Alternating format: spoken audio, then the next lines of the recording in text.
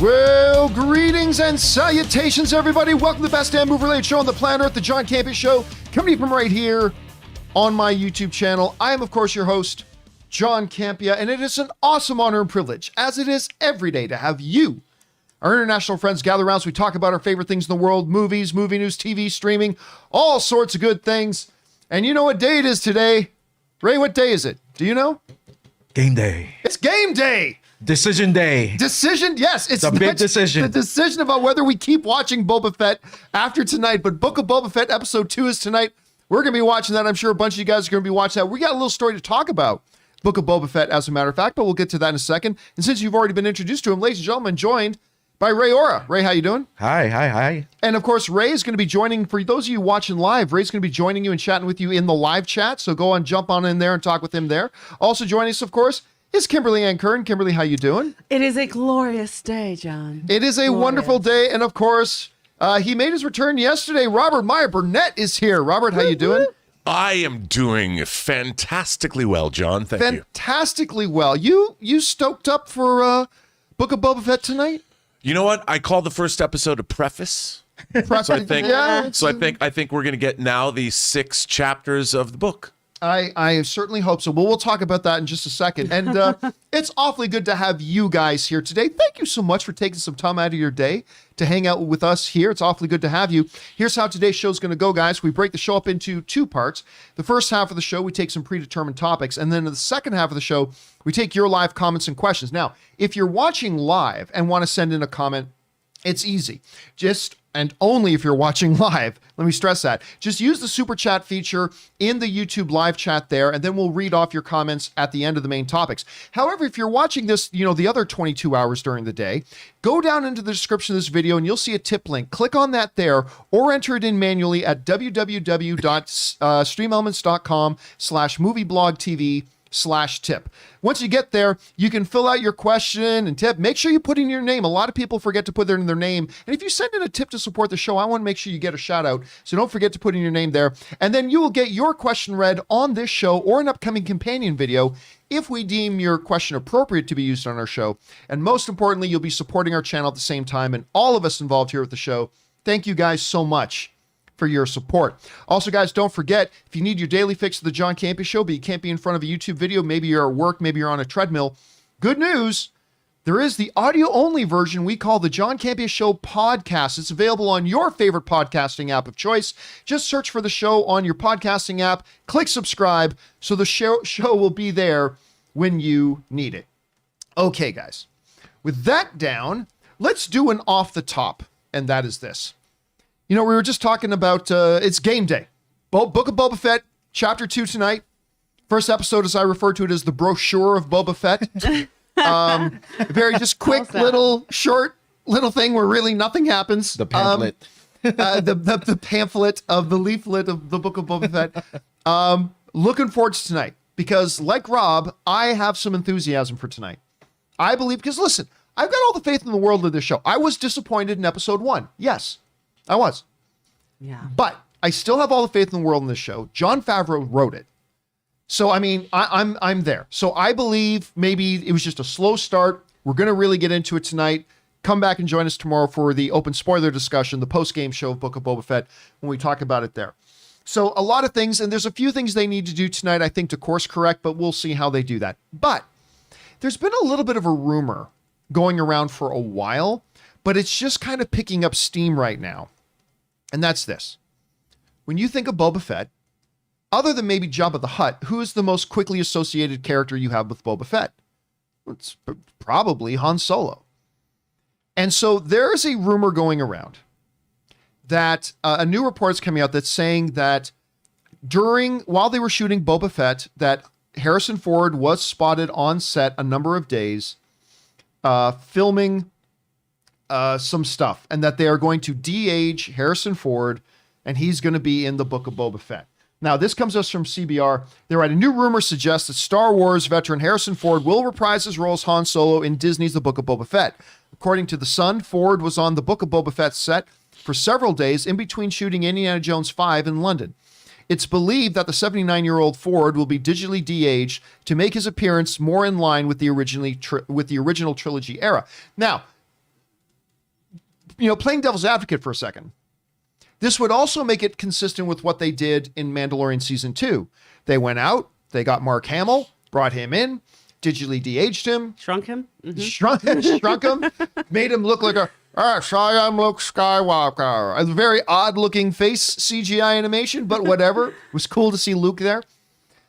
Now, over the past, ever since Mandalorian Season 2 ended and we got the Book of Boba Fett teaser at the end, a lot of people speculate, could we see Harrison Ford? And I always thought we could, but if we're going to see Han Solo, why wouldn't they just go with Alden Ehrenreich? Who, by the way, Han Solo is the first flop Star Wars movie, but I still contend it was a pretty damn fun movie. I thought it was a really good space adventure movie. And I thought Alden Ehrenreich did a pretty good job of taking Han Solo and not trying to do a Harrison Ford impersonation. And I liked his Han Solo. But whatever, they brought in Mark Hamill, de-aged him, so maybe they'll do the same thing. Look, I'll say this right up front. I don't believe this rumor. I don't believe it. I don't think we're going to see Harrison Ford in here. But do I think it's impossible? No. I mean, like, how long would they have needed Harrison Ford on set? They probably would only need him for a day to shoot a couple of quick things, do all the post-production.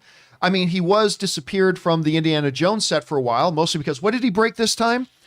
Like, why was he he broke something? So they shut down Indiana Jones production for a while. So look, I'll say this. It's possible. It's possible. If he did show up, you'll get a squeal out of me. I'll give it a little, sort of thing. Although I wish these shows didn't feel the need to be every show has to be a walk down memory lane with a surprise cameo. I'm not going to lie to you. I'm getting kind of bored of it.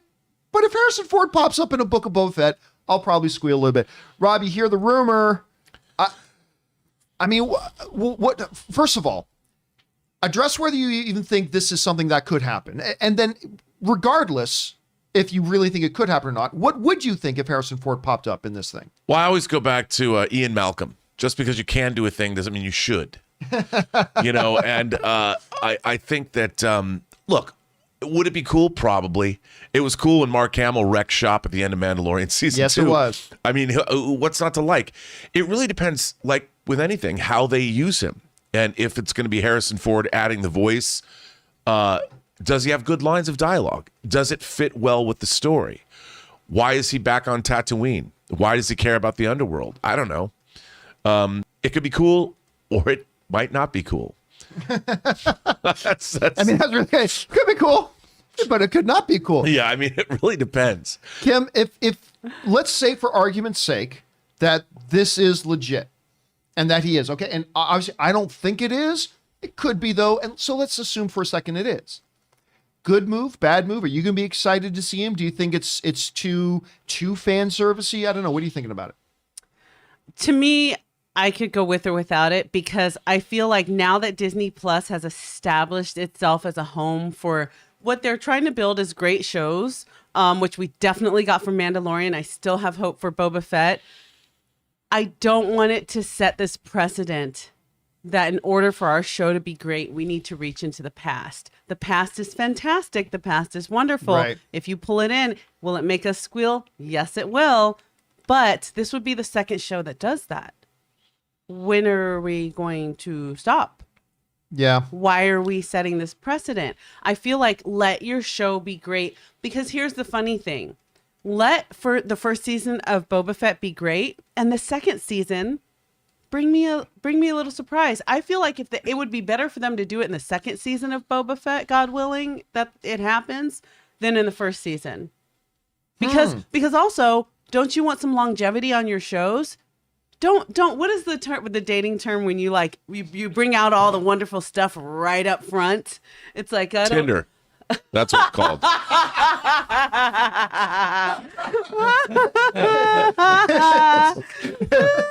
It's like the guy that's like, "Oh, are you gonna be funny? Are you gonna bring wine for her? Are you gonna do a picnic? I don't want to overwhelm her with all my game. You know what? Star Wars shows don't overwhelm us with all your game. If you're in this for the long haul, if there's a season 2, save that for season 2. Well, I mean, there's an argument to be made. They're saying you got to make sure you still do enough that you get the second date.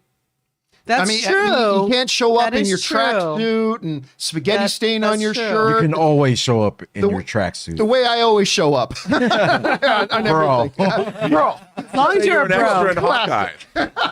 Yeah, baby. Come on. Classic. So, but I mean, I would get it. It's like, okay, you want to get people hooked in. So True. Harrison Ford, but yeah, But do that with the writing.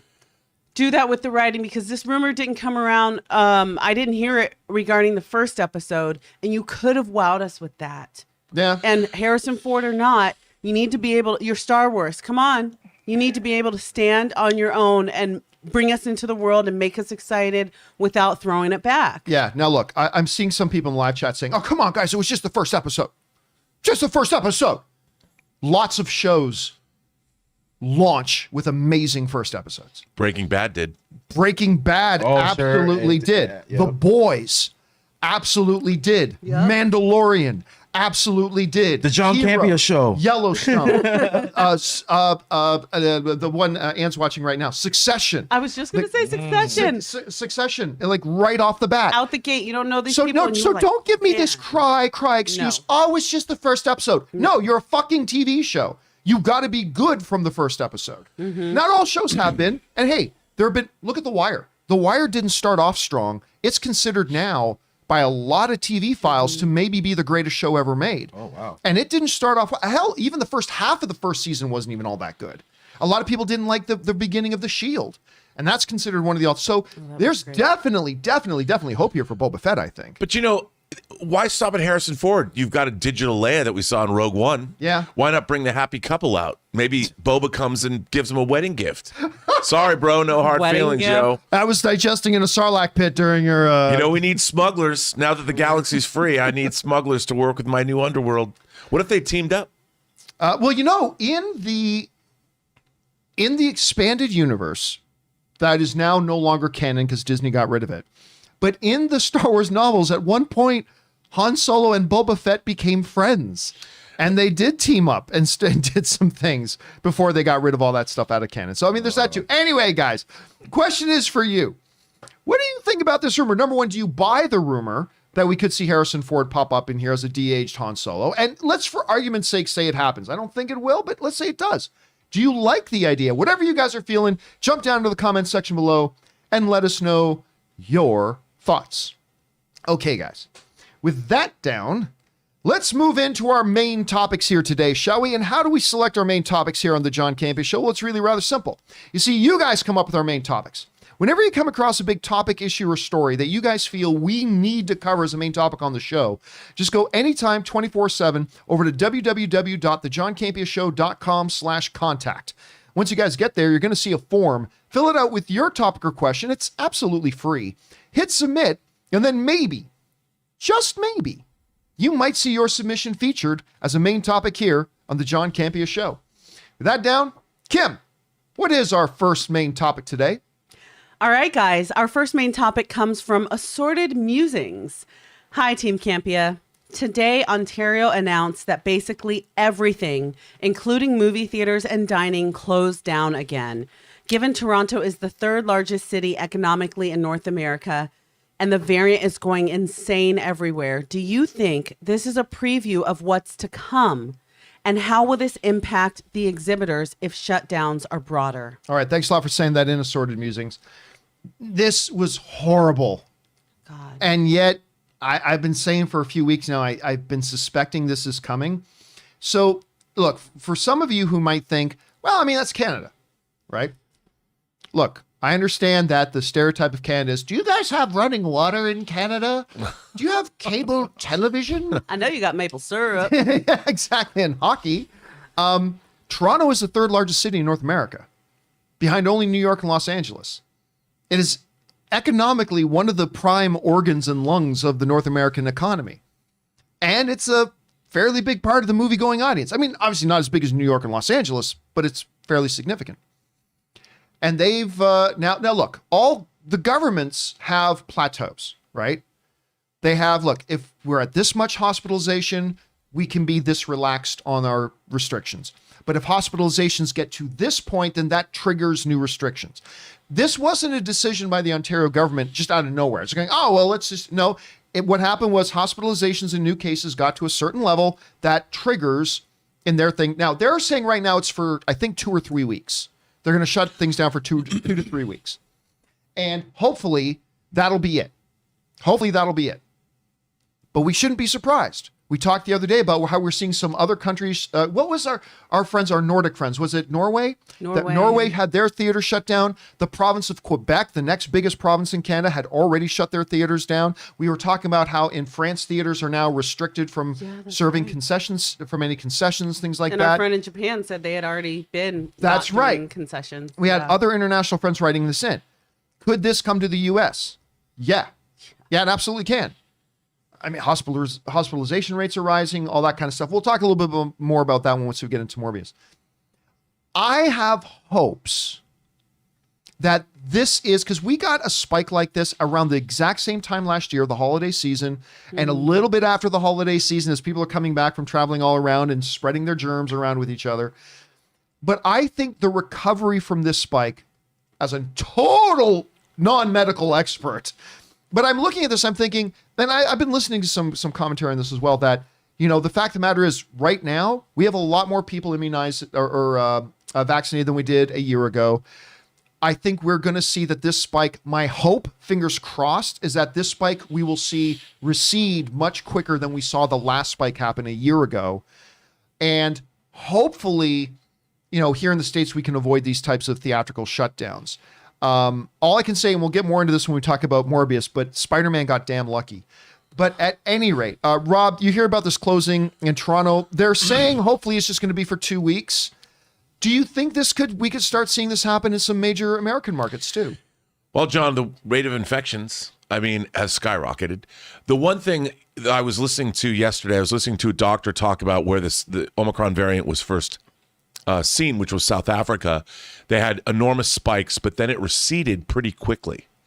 So they're looking forward to that, and there's a lot less people, there's a lot less death than there was with the spikes, say, a year ago, because more people are vaccinated. So, I would assume that they might have to make some changes. We might have to make changes here, but hopefully it'll be over quickly, and even more people will get vaccinated and boosted, because that's obviously helping people not die. So I hope so, because, dude, I want to see movies. I've been enjoying going back to the theater. Oh, it's been so good. It's been so good. Kim, like you've got children in your life, you've got kids in your life, and all that kind of stuff. We see now the third largest city in our market is now shutting down their theaters. Do you think this could come to LA and New York? And if it does, do you think maybe we can get out of it quicker? I don't know. Where are you thinking right now? Where's your optimism level right now? My optimism is I do think it could come here. And like Canada, I do think it might be shorter, like 2 weeks or something like that. Because, so many things we went through. But Rob, when you said that you were so happy to go back to the movies, it made me think that's not just like, oh, I'm so happy I got a pizza today. I'm so happy I got ice cream today. For our mental health, there are people going to the movies. Like we talked about Spider-Man, it's memories, it's emotion, it's something you do with your family. It sounds silly. Don't write me off here, but it's a part of our mental health, if I should be so bold. And so my hope is that we can get the numbers down. I do think it might come, but I also think it might be less than a month is how I feel. Based on what I'm hearing, and again, like you, John, I'm the one in the family with the first aid kit for the earthquake. That's as far as I keep that thing stored. It's got beef jerky and Band-Aids and Neosporin, but beyond that, I have no medical knowledge whatsoever. So that's how I feel. But for our mental health, I hope we're able to get back to being together. There's something about strangers being together, seeing something amazing, and a stranger that knows not the person next to them turning to them and going, that was freaking awesome. It sounds like you just described a sex club, but that's fine. No, I didn't. I described going to the movies, and that is all that I explained. Could have been interchangeable there, the way it's described. No, going to the movies and having a wonderful experience with your fellow moviegoers. Okay, got it. Are sex clubs shut down now? I'm afraid. I got to assume they are. Okay, just checking. They probably closed down faster than the restaurants. Anyway, guys, question is for you. I mean, the third biggest movie market city in North America is now going to be shut down. Hopefully it's just going to be for a couple of weeks. Do you think that could come here? If so, do you think maybe it'll be shorter? Do you think it could be just as long? Whatever you guys are thinking about this, jump down to the comment section below and let us know your thoughts. All right, guys, listen, before we continue, let's pay some bills around here and let's hear from our wonderful sponsor today, Stamps.com. Hey guys, we want to take a second and thank the sponsor of this video, Stamps.com. Now, whether you are a small business owner, have a side hustle, selling stuff online, maybe you just like to share things back and forth with your friends, good news, Stamps.com is going to help you out a lot. Because if you're anything like me, there are many times in my life that I didn't send something to a friend of mine or I didn't want to sell something online simply because I didn't want the hassle and expense of having to ship stuff out. And for those of us here at the John Campea Show, Stamps.com is going to be huge for us in 2022 because we've been doing more giveaways like shirts, pops and other things, and we plan on doing a lot of that, and that's just wouldn't be possible if it wasn't for Stamps.com. And for people like us, Stamps.com is a godsend because it lets you print out official postage right from your computer so you can spend less time at the post office and more time running your business or sharing things with the people in your life. And Stamps.com doesn't just give you access to the US Postal Service, it also works with UPS now right from your computer. And you can get discounts that you cannot get anywhere else, like up to 40% off the United States Postal Service rates and 76% off UPS. So right now, head on over to Stamps.com and go up to that microphone up in the corner, click on that and enter the promo code Campea, that's CAMPEA. This will give you a special offer that includes a 4-week trial, free postage, and a digital scale. No long-term commitments or contracts required at all. And now, let's get back to the video. All right, guys, and thank you again to Stamps.com for sponsoring the John Campea Show. All right, guys, with all that down, let's move on to main topic number 2. Kim, what is our second main topic today? This comes from Daniel Vasquez.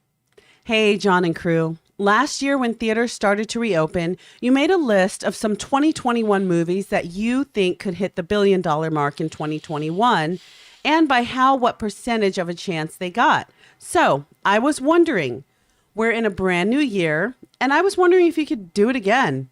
With the 2022 movies, see if they have the potential to cross the $1 billion mark. Thanks, and bring on the filthy. All right, thanks a lot for sending that in. And yeah, okay, so let's take the last story we just did and put that aside for a second, all right? Sure. So taking that out of the equation, what films do we see as being, Spider-Man No Way Home just became the 49th member. The Avatar came up behind it. The Russo brothers came up behind John Watts, put the green jacket on them. Welcome to the $1 billion club, the 49th member of the $1 billion club. What is going to be member number 50? And now we got some options in front of us. We've got The Batman is coming out, Doctor Strange 2, Thor Love and Thunder, and a couple of others, Avatar 2. There are a number of contendants? That's contestants and contenders mashed into one. Contendants, I've created a new word. There are a number of contestants for being that hallowed 50th member of the club.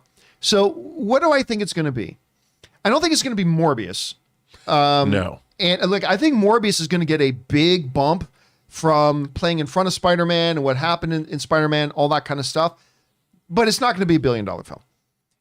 The big question is, could Batman? That's the question to me. Could the Batman be the $1 billion film? And I'm going to say no. I don't think the Batman. Now, you guys know it is my number one most anticipated film this year. It is actually by a good margin, it's my number one most anticipated film this year is The Batman. But considering there's a few factors. Number one, there's going to be a little bit of a confusion issue. Had a lot of Batman lately. They're doing bullshit on CW and they've got the confusion going on with, Ben Affleck has been Batman. Well, now Michael Keaton is Batman. And then of course, Ray's favorite, Twilight Boy. There's still a lot of people out there who haven't gotten around the fact that Robert Pattinson is Batman. And I think they're going to learn pretty damn quick how good of a choice that was. The story about him refusing to work out notwithstanding. But how good of a choice that was, and how he's become a world-class actor in the last 7 years or so. But when you put all that, and look, they had a movie called Batman versus Superman, and that couldn't make $1 billion.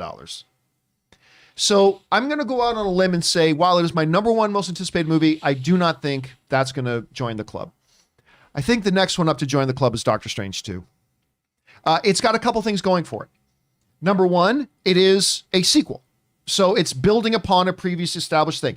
Doctor Strange has played a significant role now in the MCU for a while. And of course, this is connected in with Spider-Man No Way Home, which is enjoying, and Spider-Man No Way Home just may hit 1.5 billion, which when we found out it couldn't play in China, I really didn't think 1.5 was going to be on the menu. Thought $1 billion was, but I didn't think 1.5, and it could very well hit 1.5. So I think that's going to help it a lot. Do I think Doctor Strange 2 makes more money than Spider-Man No Way Home? No. But could it be, do I think that's going to be the next, pandemic notwithstanding? Do I think that is their next up in the $1 billion thing? I think yes. Thor Ragnarok is another one that has, or Thor Love and Thunder, I should say, is another one that has huge potential to be $1 billion film. But that's going to have to settle for being the 51st, 52nd, or 53rd. And then, of course, you got to talk about the fish dragon in the room, which is Avatar 2. Oh, yeah. Now, look, I've said for a long time, it's become the cool thing to bash on Avatar. It's now the cool thing. You're not cool unless you bash on Avatar. The reality is this. The first Avatar was a magnificent movie. It was fantastic. I didn't think it should win Best Picture of the Year, but I thought it was absolutely wonderful. It was groundbreaking. It was imaginative. Was it Dances with Wolves in space? Yes, it was. But it was still, who cares? It was still great. It was still really enjoyable. And it completely shaped the pop cultural conversation for a good 6 months. It hasn't had the legs that, say, Star Wars or Marvel or Harry Potter has, but for a long time it has. And I think everybody is sleeping. Everybody's saying, nobody cares about Avatar 2. You're wrong. I'm sorry, but you are 100% wrong. There are a lot of people who care about Avatar 2. And I think that's going to be $1 billion film. Do I think it's going to be a $2 billion film? No. But I think it's going to be $1 billion film, as long as it isn't crap out on its first weekend or something. But I think so. I think we're looking at not Batman, but I think we are looking at Doctor Strange, Thor, and Avatar 2. Those who are the ones I believe are going to be the new members of the $1 billion club, all other things notwithstanding. Rob, I know you had Avatar 2 listed as your number one most anticipated film this year, bucking the trend. So you look at the landscape in front of you.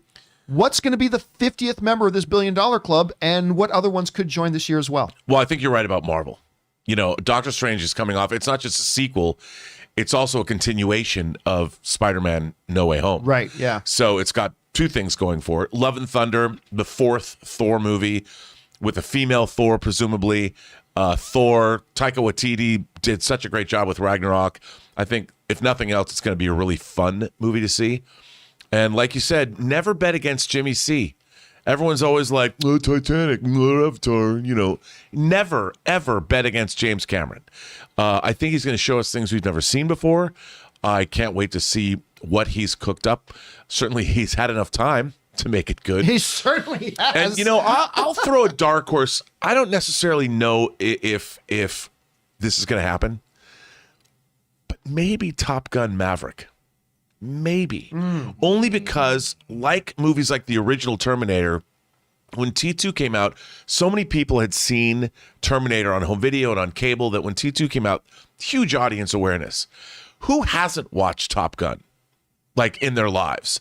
And I think with this kind of aerial photography, I think if it's as good as people say, and like you were talking about what you saw at CinemaCon. I'm telling you, man, that 15, 18, whatever, how many minutes the show was pretty jaw-dropping. Yeah, I mean, if it shows us something and that aerial photography is that incredible, I could see a wave of nostalgia and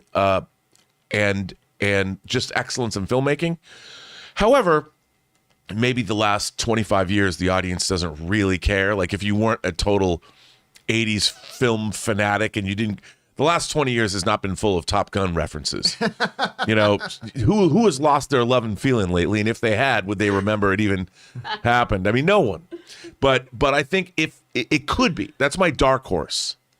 The thing I would say about Top Gun is this. I fear, as great as I think the movie's going to be, there's going to be a little bit of Matrix syndrome attached there where this was just too long coming. Yep. It was just too long coming. If they were going to do this, it should have been done literally a decade ago or more.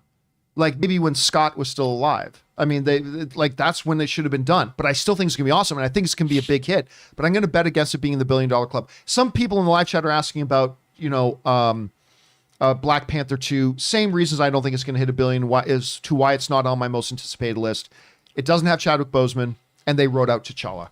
So it doesn't have the Chadwick Boseman, the star, and it doesn't have the main character.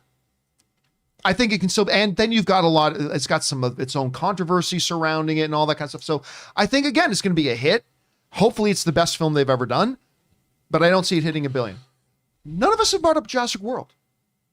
Dominion. What about you, Kim? Oh, yeah, that. Like, you thinking Jurassic World could maybe join that club? Yes, I do. Yes, I absolutely do. I think it's the return of the original cast that's going to pull people. That's going to pull people back in. It's going to be big. Because the way it's evolved, and I'm so, I hated when... Evolved?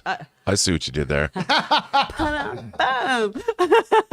The way they brought the dinosaurs to New York, I absolutely hated. But seeing the dinosaurs in suburban life, and again, just that last image of the Mosasaurus coming through the waves while people were surfing. Oh, you're here. You're here in my backyard, at my barbecue, at my gender reveal. I'm going to hear. That's what's going to happen. That's really good. That was really that good. was pretty good. That was pretty darn good. Thank you. I have nephews. I'm so excited. I really do think don't sleep on Jurassic Park. Don't sleep on it. You know what? I totally forgot about that. I think you're absolutely right. $1 billion. With it's like the No Way Home of Jurassic Park movies. It is. So and we're getting all these people. It is. I mean, dude, yeah. Oh my come on. Of the Jurassic Park Yeah, movie. I mean, you got all the original cast coming back. You know. You feel me. But this is where You they're feel doing me. it. This is where, because some people might say, well, wait, you are just saying that it's a little bit too late. Yeah. But this is bringing back the original cast in a series they've already updated and has already been going. This is just added extra flavor to it. The story makes sense. So I think you're right. I think Jurassic World Dominion, I think this does also hit $1 billion. Yep. I think so. Here's another one. What about Aquaman 2? Now, the first Aquaman kind of surprised a lot of people, and it became the first DCU movie to hit $1 billion at the box office. And I think most people had a pretty delightful time watching Aquaman. We saw it together, and I certainly did. Well, I still remember we went to go see it at Universal City Walk. Yeah. And I still remember us walking out of Universal City Walk and going, that was pretty damn good. I mean, had just a it lot was of so fun. wacky. Yeah. I mean, it was delightful. The trailers for it were amazing too. Sorry, Rob. I mean, No, the trailers were great. the marketing for it was great, like the colors and everything. I was excited to see an Aquaman movie, and I never thought that would happen.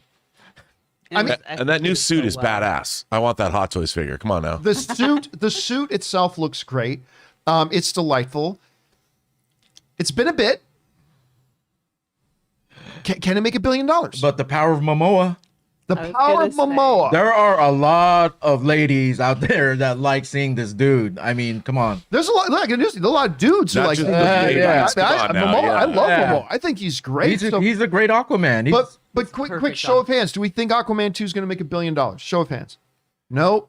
Oh, Ray's going to go yes. I'll go yes. I'm going to go $1 billion yet too. I'll go. Rob's just gonna go- barely, but it'll hit $1 billion. I think You know so, what? too. I bet against Aquaman 1 making $800 million.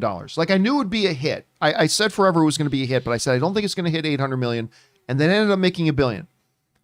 I'm going to make the same mistake again. I don't think it hits $1 billion. Hold I on. think it'll be a big hit, but I don't think it's going to hit $1 billion. What month does it release? I don't think till December. Yeah. Much later in the It's way. in some- I don't know then. That's when the first one opened was in December. But and it it's made up against Avatar and all the other. Is there any other big We're going to ones be up there? waterlogged in December. Waterlogged? Oh, yeah. Swimming on But here's the Pandora thing, though. with The Aquaman. first it almost doesn't matter because the first Aquaman only opened with $50 million. So it doesn't matter if not a lot of people see it opening weekend and there's a lot of movies to go around. Like, remember, Christmas time is when most people go to the movies. So there's a lot of pie to go around to get your Okay, share of the pie, okay. right? And the thing that made Aquaman cross $1 billion was the legs that it had. When did we see it, John, in Canada? We saw it in Canada. It was like 2 weeks we after. did go see it with in your Canada. mom and That's everybody. right. We were at the dine-in theater. I had these shrimp tacos. They were amazing. Why did I remind myself? Now I want that. But yeah, we And did my see it. mom loved it. I don't Yeah. remember the movie, But I remember the shrimp taco. I think it was 2 weeks after the release, maybe 3 weeks. Probably, yeah. Did you feel guilty eating shrimp tacos watching Aquaman? Oh my God, I didn't even think about that. Well, maybe that's why. Maybe that's why I ordered it. All right, guys. Question is for you, though. What do you think? Number one, what do you think is going to be the film to be the 50th member of the $1 Billion Club? And then what other films this year do you think have a really good, legitimate shot of making $1 billion? Some people saying Sonic the Hedgehog 2. No. The first one only made like $300 million. So no. But I'm looking forward to it. But the question is, what movies do you think it could do? Jump down into the comment section below and let us know your thoughts. All right, guys. With that down, let's move on to main topic number 3. Kim, what is our third main topic today? All right. This is coming from Ariel K. Hi, John and crew. Well, looks like we are back to the delays again. Morbius, slated for a release in just a few weeks, is now moved to April as COVID cases surge across North America. Is this Sony believing so much in this movie to make it as much as the box office as possible? Didn't No Way Home just crack the $1 billion club? Thanks for taking my question. All right, Ariel, thanks for sending that in, man. And yeah, I've been saying on this show for the last couple of weeks, I've been saying Morbius is going to get pushed. It is its 7th date change. Whoa. 7th date change. Now, some of that date changes, like 1 or 2 of those date changes happened while the movie was still in production. I mean, but it's technically speaking, it's like its 7th date change. Now, I've gotten a lot of people writing in and saying, well, I mean, Spider-Man just made $1 billion, so clearly it could do it. Well, the circumstances right now are a little bit different than when Spider-Man came out. Because I'm going to bring up a graph here, okay? And here's the basic thing. When Spider-Man came out on December 17th, now this is for California. In California, we had an average of 6,594 new cases a day. All right. Now, on December 17th itself, we had 8,700 new cases. That was December 17th. 2 days ago, on Sunday, January the 2nd, the daily average is now 35,400 per day. Holy crap. That's more than 5 times higher than it was when Spider-Man No Way Home opened. And the day's count on January 2nd was 44,700 new cases. So I get the idea, like, because Spider-Man is still in theaters. Spider-Man just opened. I understand. I totally do. I get that sense of, well, why would you bump Morbius? Spider-Man's in theaters right now, and it made $1.3 billion right now. Well, because this isn't when Spider-Man opened. I mean, 2.5 weeks ago, in a pandemic era, is like 3 lifetimes ago. Mm-hmm. We've gone from being a society where we've had, at least, again, this is just in California, 6,500 new cases a day to 35,000 new cases a day. It's different. Also, when Spider-Man opened, Cineplex theaters in Canada were open. Quebec's movie theaters were open. Ontario's movie theaters are open. All these things are happening. And right now, they're looking at this happening, and they're saying, this is going to hurt Morbius. And we think Morbius is really good. So we got to give Morbius its fair shot. And so they bumped it again. Thankfully, not too awful long. They bumped it 2 months. I'm bummed out. I'm one of the only people I think in the world that have been really excited to see Morbius. I'm you excited for it too? I think it looks great. Yeah, I do too. Plus, I love the character. So and I think Jared Leto's going to kill it in the role. I'm very, very excited about it. So I'm bummed. But if I'm Sony, I make the same decision. And now it's easy for everybody who has nothing to lose to go, well, they should just put it out anyway. Oh, of course you can say that's not your money that you're losing. Right. But if you're Sony, especially thinking you can capitalize on, but listen, I'll tell you what, this sucks because I really do think Morbius was going to be able to ride the wave of Spider-Man a bit. And 2 months isn't too awful long, but it's long enough. And I think they're going to lose a little bit of that momentum. So I think that's going to hurt it. Yeah. This is unfortunate, but again, I think anybody with half a brain, if you're Sony, you delay it. Now, I had a good chat with a friend of mine this morning because a movie that's coming out even sooner, like in 6 days, Scream. Oh, yeah. It's still coming out. The difference between Scream, though, and Morbius is Scream doesn't have any time to move it at this point. They have literally spent their entire marketing budget. They don't have any money left, and it's just too soon. They just don't have time. Whereas Morbius just barely, I think, had enough time because it wasn't coming out till the 28th. Right. So it just barely had enough time to make this move. So overall, I'm feeling pretty crappy. I was really looking forward to watching Morbius in a few weeks. Now we'll have to wait till April.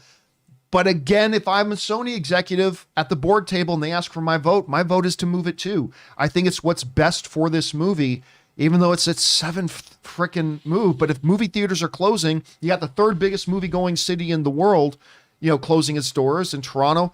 It could happen here too. Give it a couple more months breathing room. So here we go. Rob, you're in about this. What do you think about it? Well, I think it was inevitable, I think, with the cases rising. I think the reason they pushed it to April is because No Way Home is going to be out on video and VOD, and it'll be streaming, so they'll pick up momentum. That's why I think that's a good thought. I think it was a smart move to move it into April, as opposed to 1 or 2 months. And it gives, if what happened in South Africa is any indication, these cases could spike because, look, during the pandemic, the original pandemic, I didn't know many people who got COVID.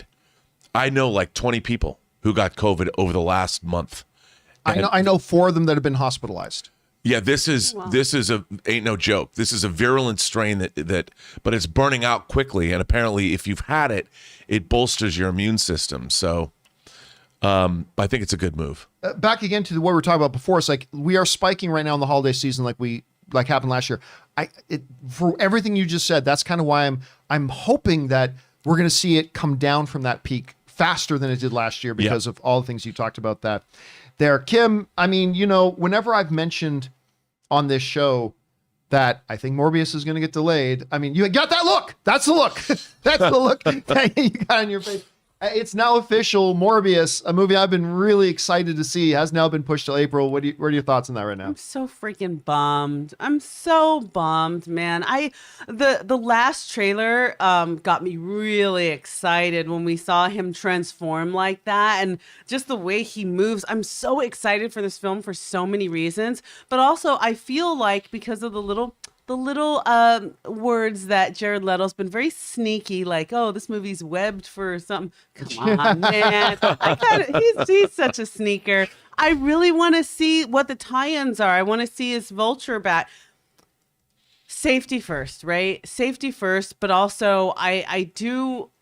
Rob, you brought up a really great point. I wasn't thinking about Spider-Man Far From No Way Home being on, being able to come into your home and be rented and stuff like that. And then jump out and see Morbius. And also they can shoot those Andrew Garfield scenes that they probably want to shoehorn into the movie now.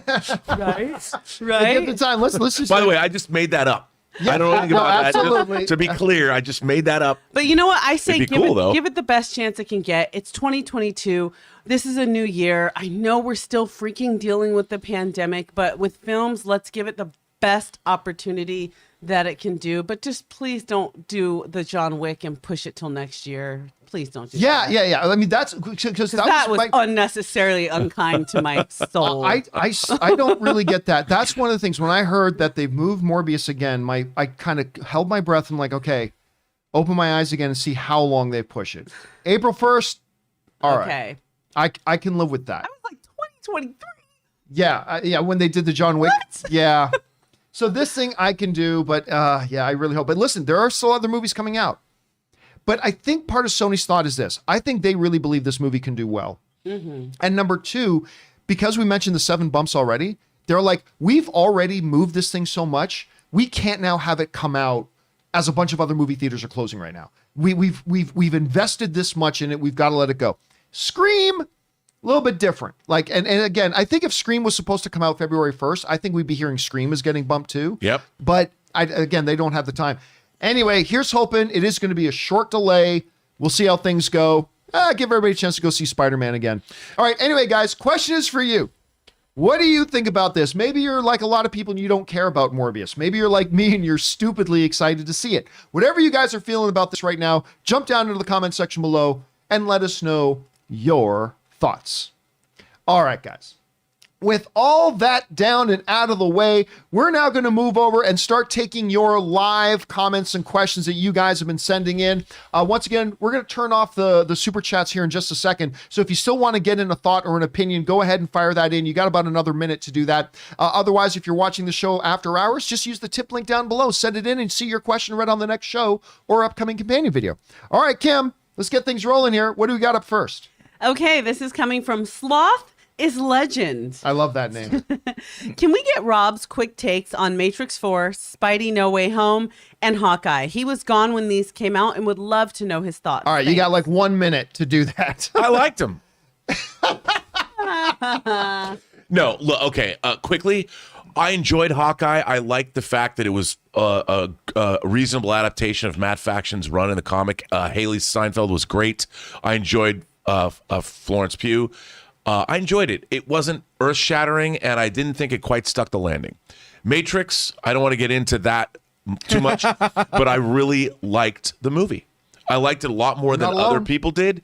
I thought that I wanted something that was more interesting than anything else, and I got that from the movie. I thought here's what I got out of the Matrix. There used to be a truth that would be revealed. There was now in the Matrix Resurrections, we don't live in a world where there's one truth. Everybody has their own truths now. Some people wanted to stay in the Matrix. Some people wanted to be out of the Matrix. I think it had a lot to say about our life today. And finally, I thought No Way Home was great. I cried twice. I loved seeing everybody come back. I only wish that they had a way to market that movie where none of us knew anything about it before we saw it. Because those reveals, when the pumpkin bomb came, when Otto Octavius shows up, it would have been the most mind-blowing film-going experience ever. I guess they feel they had to tell you these things, but if they didn't, imagine that. But I loved it. All right, what's next? Andy says, Tracksuit Mafia. Here's our favorite films of 2021, bro. That was horrible. Bro, Time to Die. No Brody. Judas and the Bro Messiah. Brozilla vs. Kong. Mortal Combro. Ghost Brosters.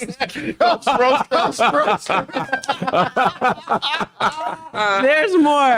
Afterlife. Bro Chai. Brochi. The Legend of the 10 Bros. Free Bro. Last Night in Broho. Bro Fast. Red Brocket, Spider-Man Bro Way Home, Tick Tick Bro.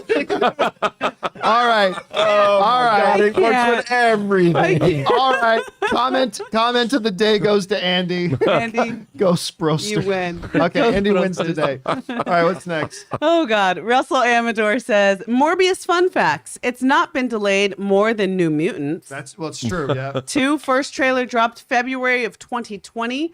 Spider-Man filled fall 2020 and still released before Morbius can see the light of day.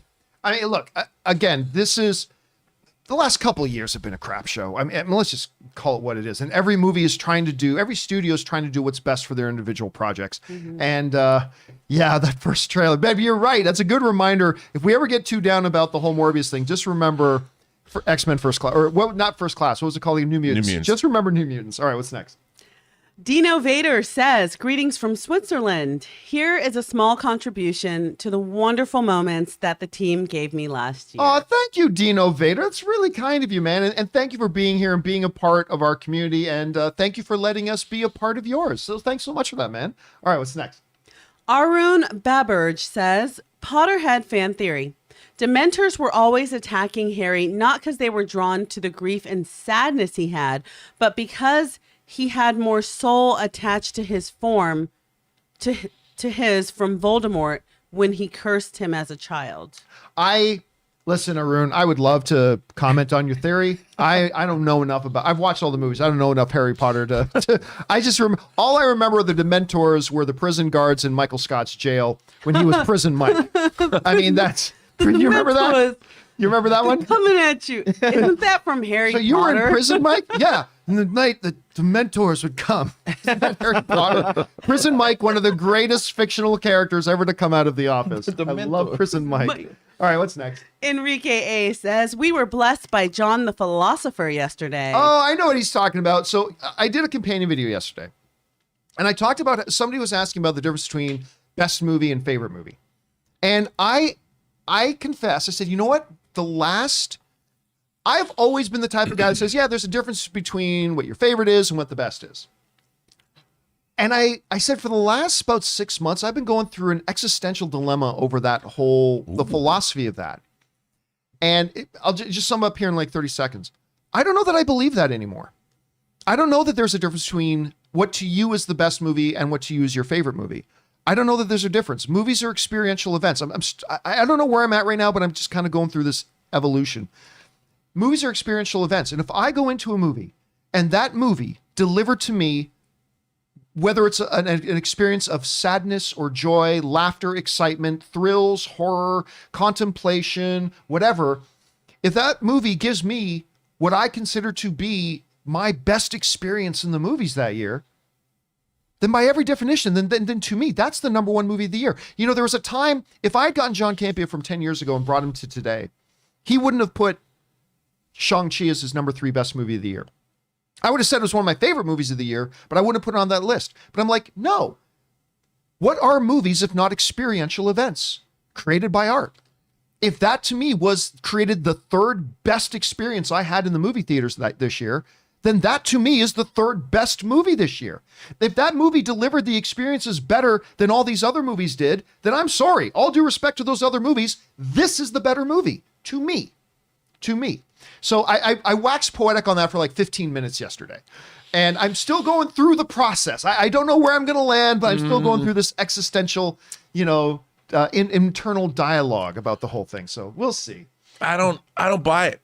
I'll tell you why. I'll use an example. Why is that? Star Trek the Motion Picture is my favorite Star Trek movie. But Star Trek II The Wrath of Khan is a better Star Trek movie. If it's better, then you would have enjoyed it more. That's my whole thing. If it's true, if you really think it's better, then you would have liked it more. No, because I don't think that's true. There are things about Star Trek the Motion Picture that I enjoy more than Star Trek II The Wrath of Khan. But I think Star Trek II The Wrath of Khan is a better movie in the sense that the story it's telling is more thrilling. It's better told. But I would say again, if it was more thrilling, you would have enjoyed it more. If it was better told, you would have enjoyed it more. Well, I enjoy it differently. Because that's like saying that enjoyment is the same thing. And Star Trek the Motion Picture has different things about it. Like, for instance, I love when they fly around the Enterprise for 5 minutes. Beautiful. It is not great. Beautiful. It is not great for movie storytelling. I love it. But I have to concede that Star Trek 2 does not waste time like Star Trek the Motion Picture does. So I think it's a better film. But the end result was that you like it more. See, I often equate it to like an experience with food, right? So like if I sit down and you present me with 2 different plates of food and I eat one and I eat the other, and to me, the thing I enjoyed most was this dish. If you ask me what's the better dish, I'm going to say, well, this one. This is the one that created an experience for me. You may like the other one more, but for me, it was this one. But if I have a great pasta dish and a great salmon dish, I can love them both equally because they're very different. Sure. No, that's my point.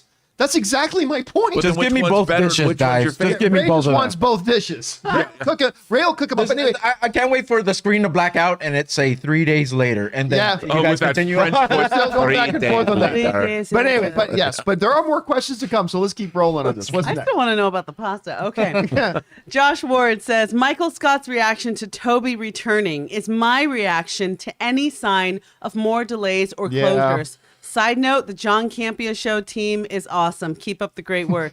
I know Rob has never seen an episode of The Office. What? But no, yeah, it's true. One of these days... We should do the scene for him. No. Well, Toby. One of these days, though. One of these days, seriously, I've told him, he and I are going to have to sit down and do like a binge watch of it and film some of his reactions. Yeah. He'll love it. But yeah, Toby returns, the HR guy who had been gone for a bit, he returns.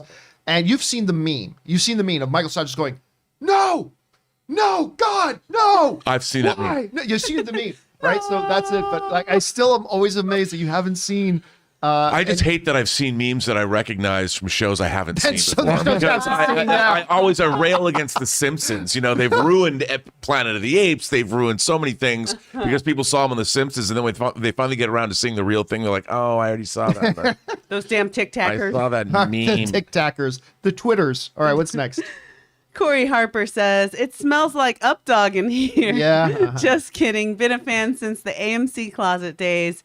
You guys are awesome and keep bringing that filthy. It's still amazing to me how many people every day write in and say, been watching since Movie Blog, been watching since the AMC days. Because we're talking, when did I leave AMC? 6 years ago? 7 years ago? I mean, it's been a beat since it was AMC. When I first streamed with you on Heroes in April of 2015, it was still AMC's Heroes. Right, and it was not long. It was not long after that. So it was probably like 7 years. It is crazy to me. Like, first of all, most YouTube channels don't exist 7 years.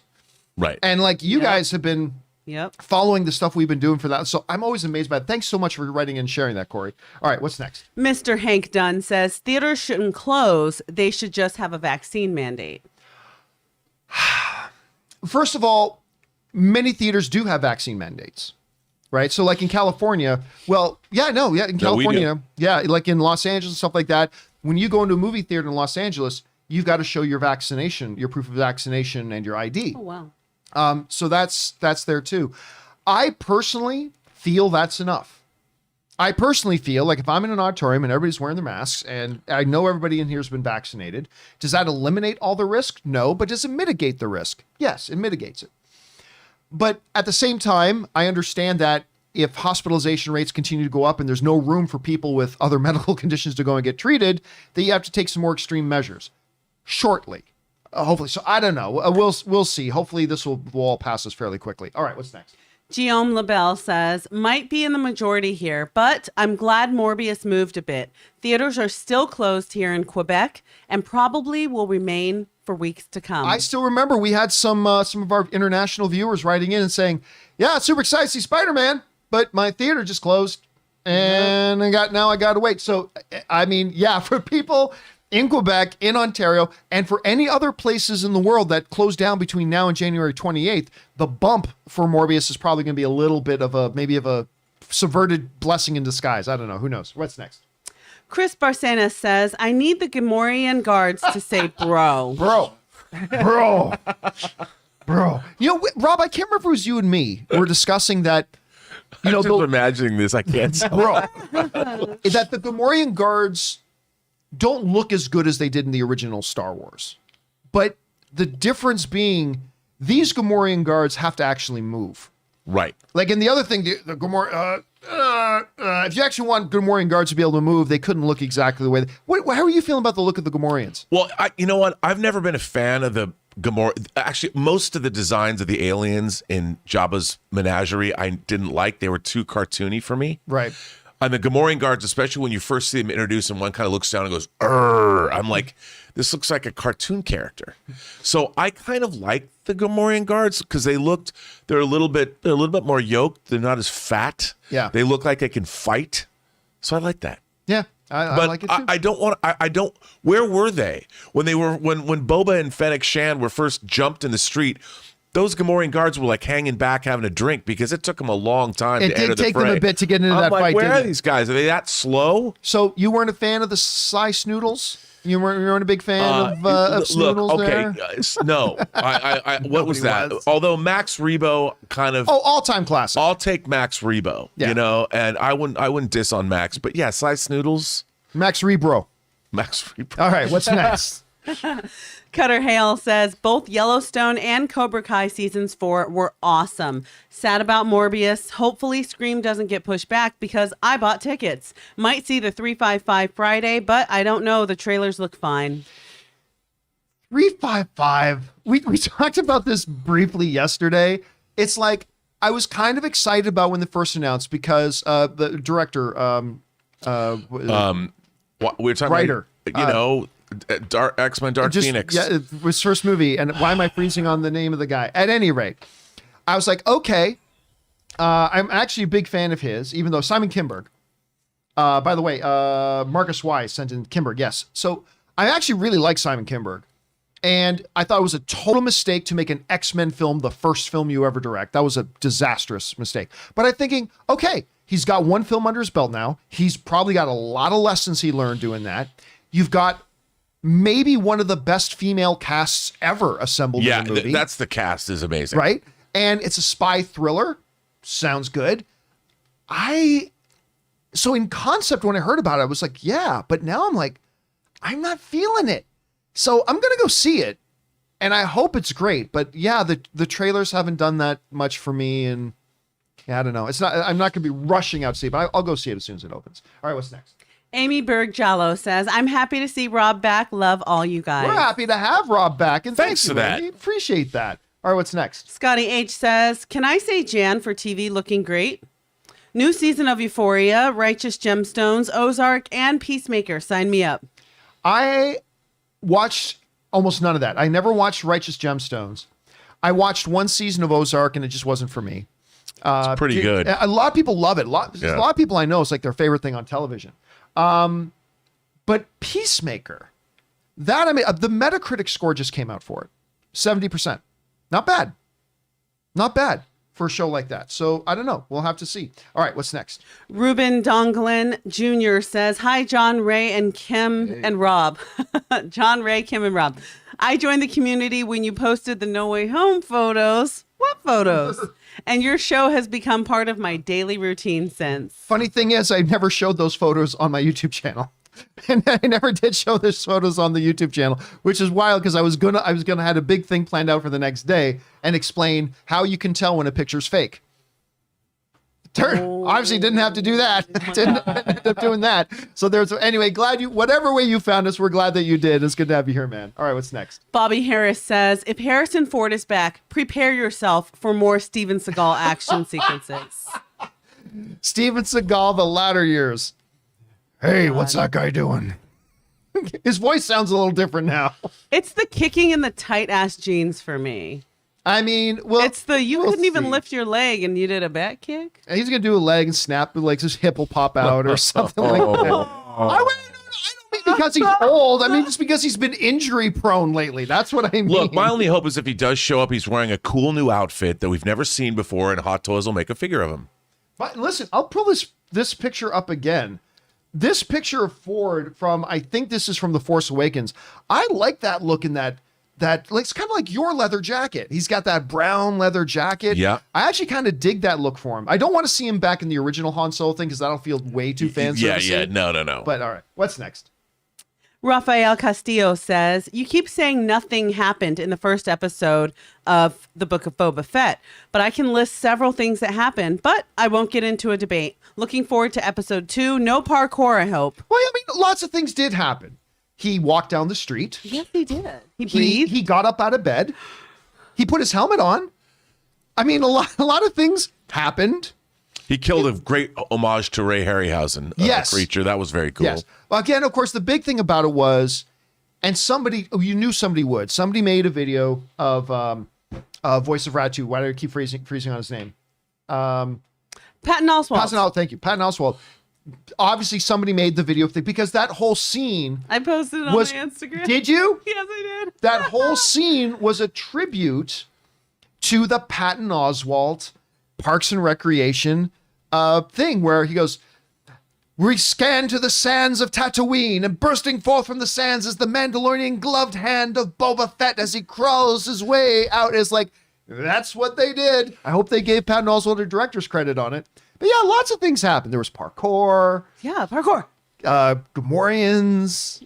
Yeah, no, nothing happened. But anyway, I'm looking forward to episode 2. I still have all the faith in the world in Jon Favreau. I cannot wait to see tonight. Look, I'm setting my alarm, so I haven't given up. There you go. All right, what's next? Captain J10 says, is Morbius the new Mutants now? If it gets delayed, let's put it this way.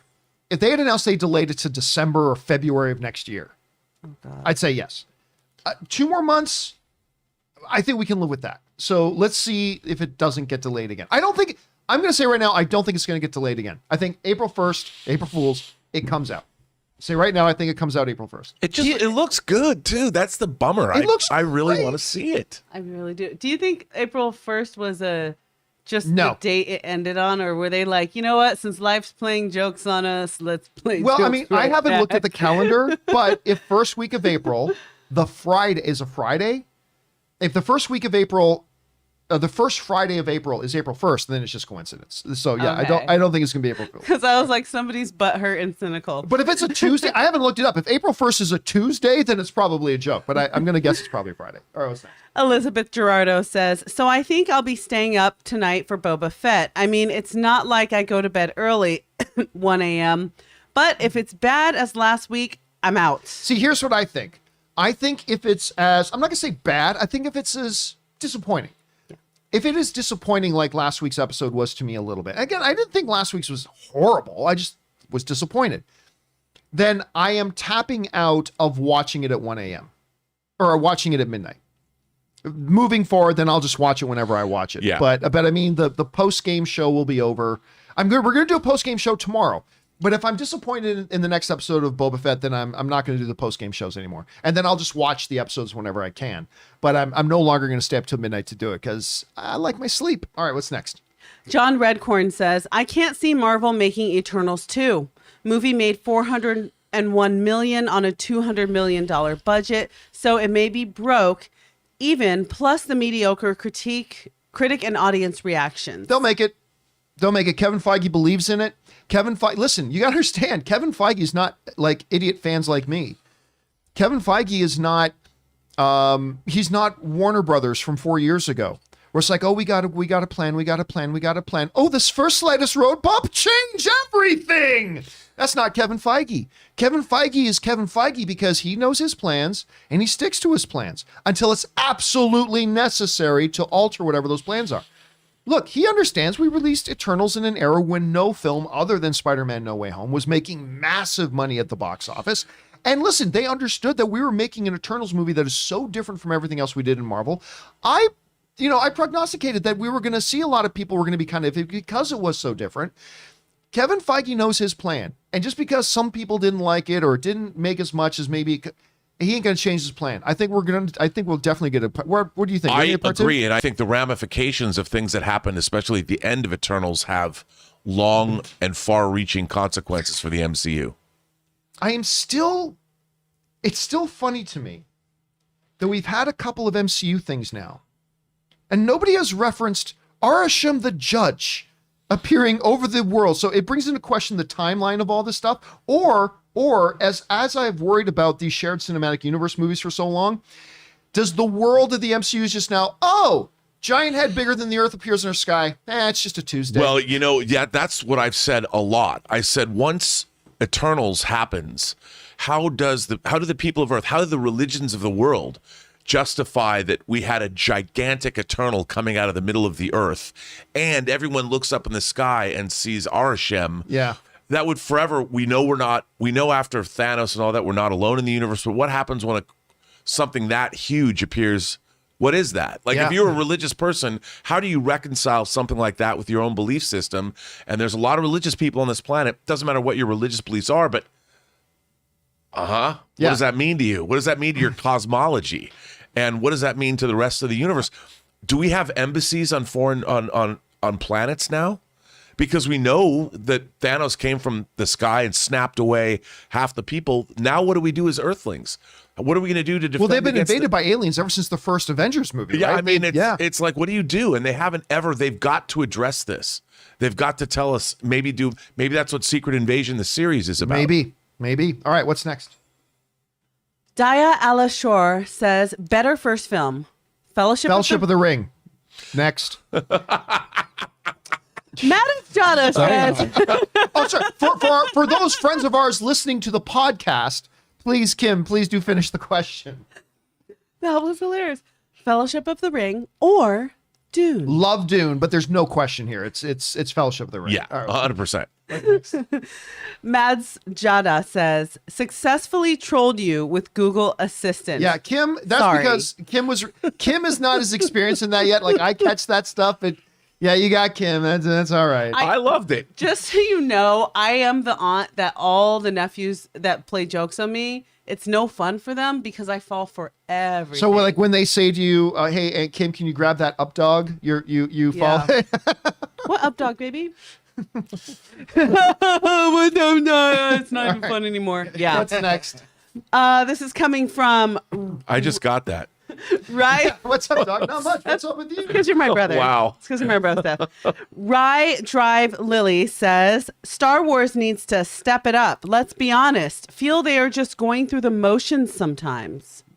Why? Because one episode of Boba Fett wasn't that great. We were all just collectively as a universe lauding and celebrating Mandalorian season 2.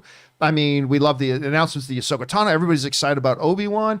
Look, everything at some point will feel like it's going through the motions a little bit. Hell, even the last year, I've been feeling like the MCU at some points feels like they're just going through the motions, although a lot of stuff they've put out that I've loved.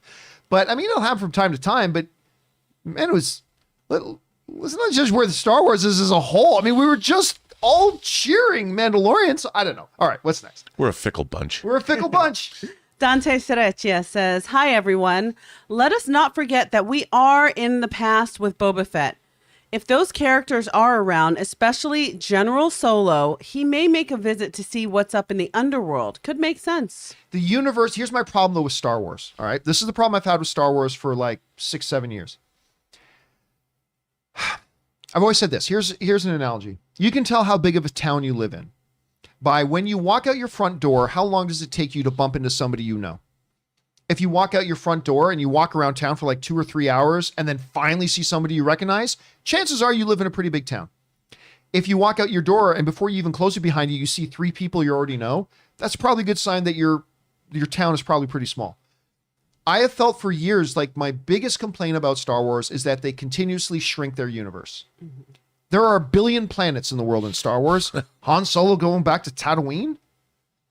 I mean, like, why is it every time, like in this vast thing of not just planets, but millions of planets, every time we do a Star Wars movie, we have to come across people we already know. And that is my one criticism of Star Wars right now. And even though I'll squeal if Harrison Ford shows up, a part of me is going to go, and the universe just got even smaller. But I don't know. What do you think? Look, dude, I totally agree with you. I mean, Luke says that if there's a bright center to the universe, you're on the planet that it's furthest from.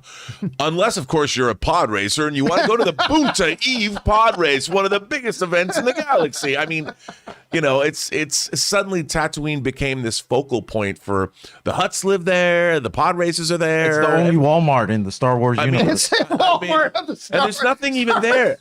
So everyone goes. Everyone has to go. The prime ministry is farming water out of the air. I mean, how much fun can it be? All right. What's next? John Redcorn says, obviously, the main reasons COVID, but I say other reasons Sony delayed Morbius is film end credit scene to break Twitter like Venom. Bring me Andrew. I don't know. I don't believe that at all. First of all, if they do, then they're morons. They're morons. You've had your movie. You've planned out your movie. You had it. You shot it, whatever. Don't be like these freaking knee-jerk reactions. Oh, well, now we should do this, and now we should do this. That is the recipe for disaster. So, no, I don't buy that at all. I don't believe that. And by the way, they just wanted to film one quick scene. They literally shot the shawarma scene in Avengers as a little quick tag, as a follow-up to a joke made earlier in the film. They literally shot it like the week before the movie came out. Yep. In half a day. Hence Just got everybody Andrew together. Garfield and Morbius. Come on, what's up? I mean, so it's not something that, even if that was something they wanted to do, just something like just a stupid little fun thing, they don't need to delay the film to do that. So that's my thought on that. All right, what's next? J.R. Wheeler says, hi, John and crew. If Han shows up in Boba Fett, at least the slow action sequences would make sense. I just hope one of them doesn't break their hip. Oh, Mike, see, I wasn't the only one. Great minds I wasn't the only one. Get off my lawn. I mean, yeah, it is. It's true. It's true, JR. All right, what's next? Elizabeth Gerardo says, I highly doubt theaters will close here. Like the CDC said, you can work while sick if your symptoms are mild or asymptomatic. Now, here's the problem, though. There are already guidelines in place, like, say, places in California, New York State, other places that have trigger points. If hospitalizations hit a certain mark, then automatically other restrictions go into place. theaters closing, gyms closing, restaurants closing. If they can keep those hospitalizations under those trigger marks, then we're fine. If hospitalizations start crossing those boundaries to the point where now we're running out of beds in hospitals, then they may get a little more strict. So hopefully, I hope you're right, Elizabeth. I really do. And here's fingers crossed. All right, what's next? Edward_first says, "Hi, Happy New Year, everyone. Used to disagree about a movie being subjective. Thought there was an objective overall way of judging acting, directing, at least in a superficial level, but changed my mind watching Dune. That I love the way, let me find the other half, at the end of the day, well made and directed and acted. Dune is a movie about one trope with explosions and actions. Who's to say more cinema than Spider-Man No Way Home or other Marvel movie?" You know what's funny? Somebody wrote in for our companion video last night that said that the diversity of movies right now actually helps you appreciate it more. And they brought up watching the tragedy Macbeth after watching Spider-Man No Way Home. And I'm like, that was like a light bulb to me when they said, I'm like, you're absolutely right, because seeing Spider-Man No Way Home, I would have loved the tragedy of Macbeth regardless, but seeing Spider-Man No Way Home and then seeing a movie that is so fundamentally opposite to Spider-Man No Way Home really made me appreciate the differences in that. And I think it would have been the same the other way around too.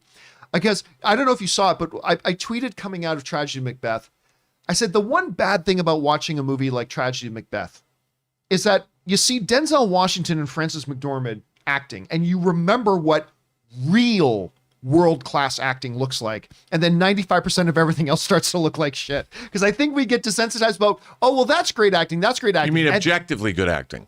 No, there's no such thing. But I disagree. You know. I know. But when you watch something like that and you see a performance like that, and all of a sudden everything else just starts to look lesser. It's like, I've been in a car that feels like it has great acceleration. And then you get in a Tesla when somebody hits that gas, you're like, oh, that's what acceleration feels like. It's just made me appreciate it a little bit more. All right, what's next?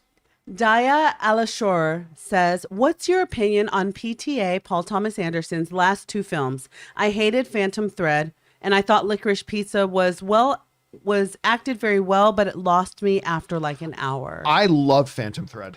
I thought it was wonderful. And I like Licorice Pizza, but I'm kind of like you, Daya, that I like the performances more than I like the movie overall. Like, I still like the movie, I do, but I love the Phantom Thread. What do you think about the last two? I loved Phantom Thread, and I thought Licorice Pizza was good, but it wasn't as resonant to me as, say, Boogie Nights. And it took place in the Valley in the 70s. You know, both of those movies are him sort of touching back on his childhood, his youth growing up. And I thought Licorice Pizza was a good movie, but I didn't love it the way I love Phantom Thread. Yeah, I thought Phantom Thread was so good. All right, what's next? This is coming from James Argenta.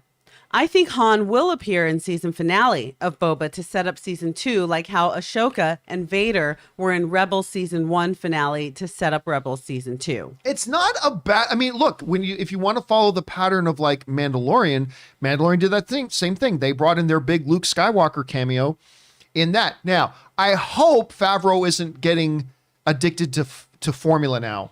Well, the formula was have a big original trilogy cameo appear in the final episode to make the internet explode. Well, let's just do that again with this. So, you know what? I think you're right. I think if we're going to see Han Solo in this, and I'm not convinced we are, but if we are, I think it's going to be final episode. What do you think? I think if we're going to, there's got to be a reason. Like with Grogu, with the child, there was a mystery, there still is, of his origin, the fact that he wields force powers. Is he, like Yoda, going to be a master Jedi? So when Luke showed up, it was sort of a payoff to this question that they'd been asking for 2 seasons. Now, if that's going to work with Han Solo, there's got to be a reason for him to show up. You know, there's got to be something that has to do with putting the galaxy back together, or the fact that it's post Return of the Jedi and the galaxy's in turmoil. And if there's a reason for him to show up that's good for the story, like Luke was in Mandalorian, I'd say, okay. But just to say, well, he's going to randomly, I don't know enough about the show to say right now whether I think Han Solo would show up, other than the fact that let's just put him in there. But what's the story reason? Yeah. Yeah, and you're right. The way they connected Luke in with that was perfect. All right, what's next? Arwick says, I would buy you all Tim Hortons. Nice. You know, coffee and Timbits. So glad to see everyone. Much love from Canada. Here's some Timmy's money. It is the best donut coffee shop. It's funny, whenever I go up to Canada, I have so many of my American friends say, can you bring back some Tim's coffee? Can you bring back some Tim's coffee? Like everybody, like I don't drink coffee, so it's kind of a foreign thing to me. But in Canada, there is a Tim Hortons on every other. Ray, you saw it for yourself. I'm sorry, I become a millionaire in Tim Hortons gift cards after Christmas from all of your family. It's like gift cards galore, and I have to spend it all in like one day. Because we were leaving. But I mean, it's here's the thing though. There's literally like you drive down the street for 5 minutes, you will cross 4 or 5 Tim Hortons. Like if you're in Hamilton, Ontario, Canada, then it's like everybody starts their day with their Timmy's. Got to get my Timmy's. Got to get my Timmy's. Everything's Timmy's. And they do have the greatest donut in the world. Oh, yes, they the do. Tim Hortons Boston cream donut is the finest Boston cream donut I have ever had in my life. Ooh. It's so stupidly good. Do they have any in the U.S.? They might have a couple in Buffalo because Tim Horton was a hockey player. He was an NHL hockey player, and he played it for the Buffalo Sabres. So I believe they also had a couple in Buffalo as well. Okay. There you go. All right, what's next? Nicholas Stanley says, I heard Ghost Rider was the strongest in Marvel Comics. Is this IP big enough for a movie or a TV series? And is it true that he is that powerful? I've never heard that said. Rob? Yeah, I wouldn't say that. I mean, you know, I don't think that's, but they might have changed that. You know, I didn't. Yeah, I don't think he's there now. Like more powerful than the Silver Surfer, more powerful than World Breaker Like, Hulk. can you kill him? Can you kill him? Is what? Wasn't he kind of already dead? Yeah, see, that's what I'm saying. So maybe that's what because that's the way I see it as. You can't kill him. And the question of can you do a movie? Well, they've done 2 movies. A couple of my first friends in Los Angeles actually made a Ghost Rider movie. They try to get him into Agents of S.H.I.E.L.D. Yeah. But then obviously Agents of S.H.I.E.L.D. is kind of kicked out of any canon.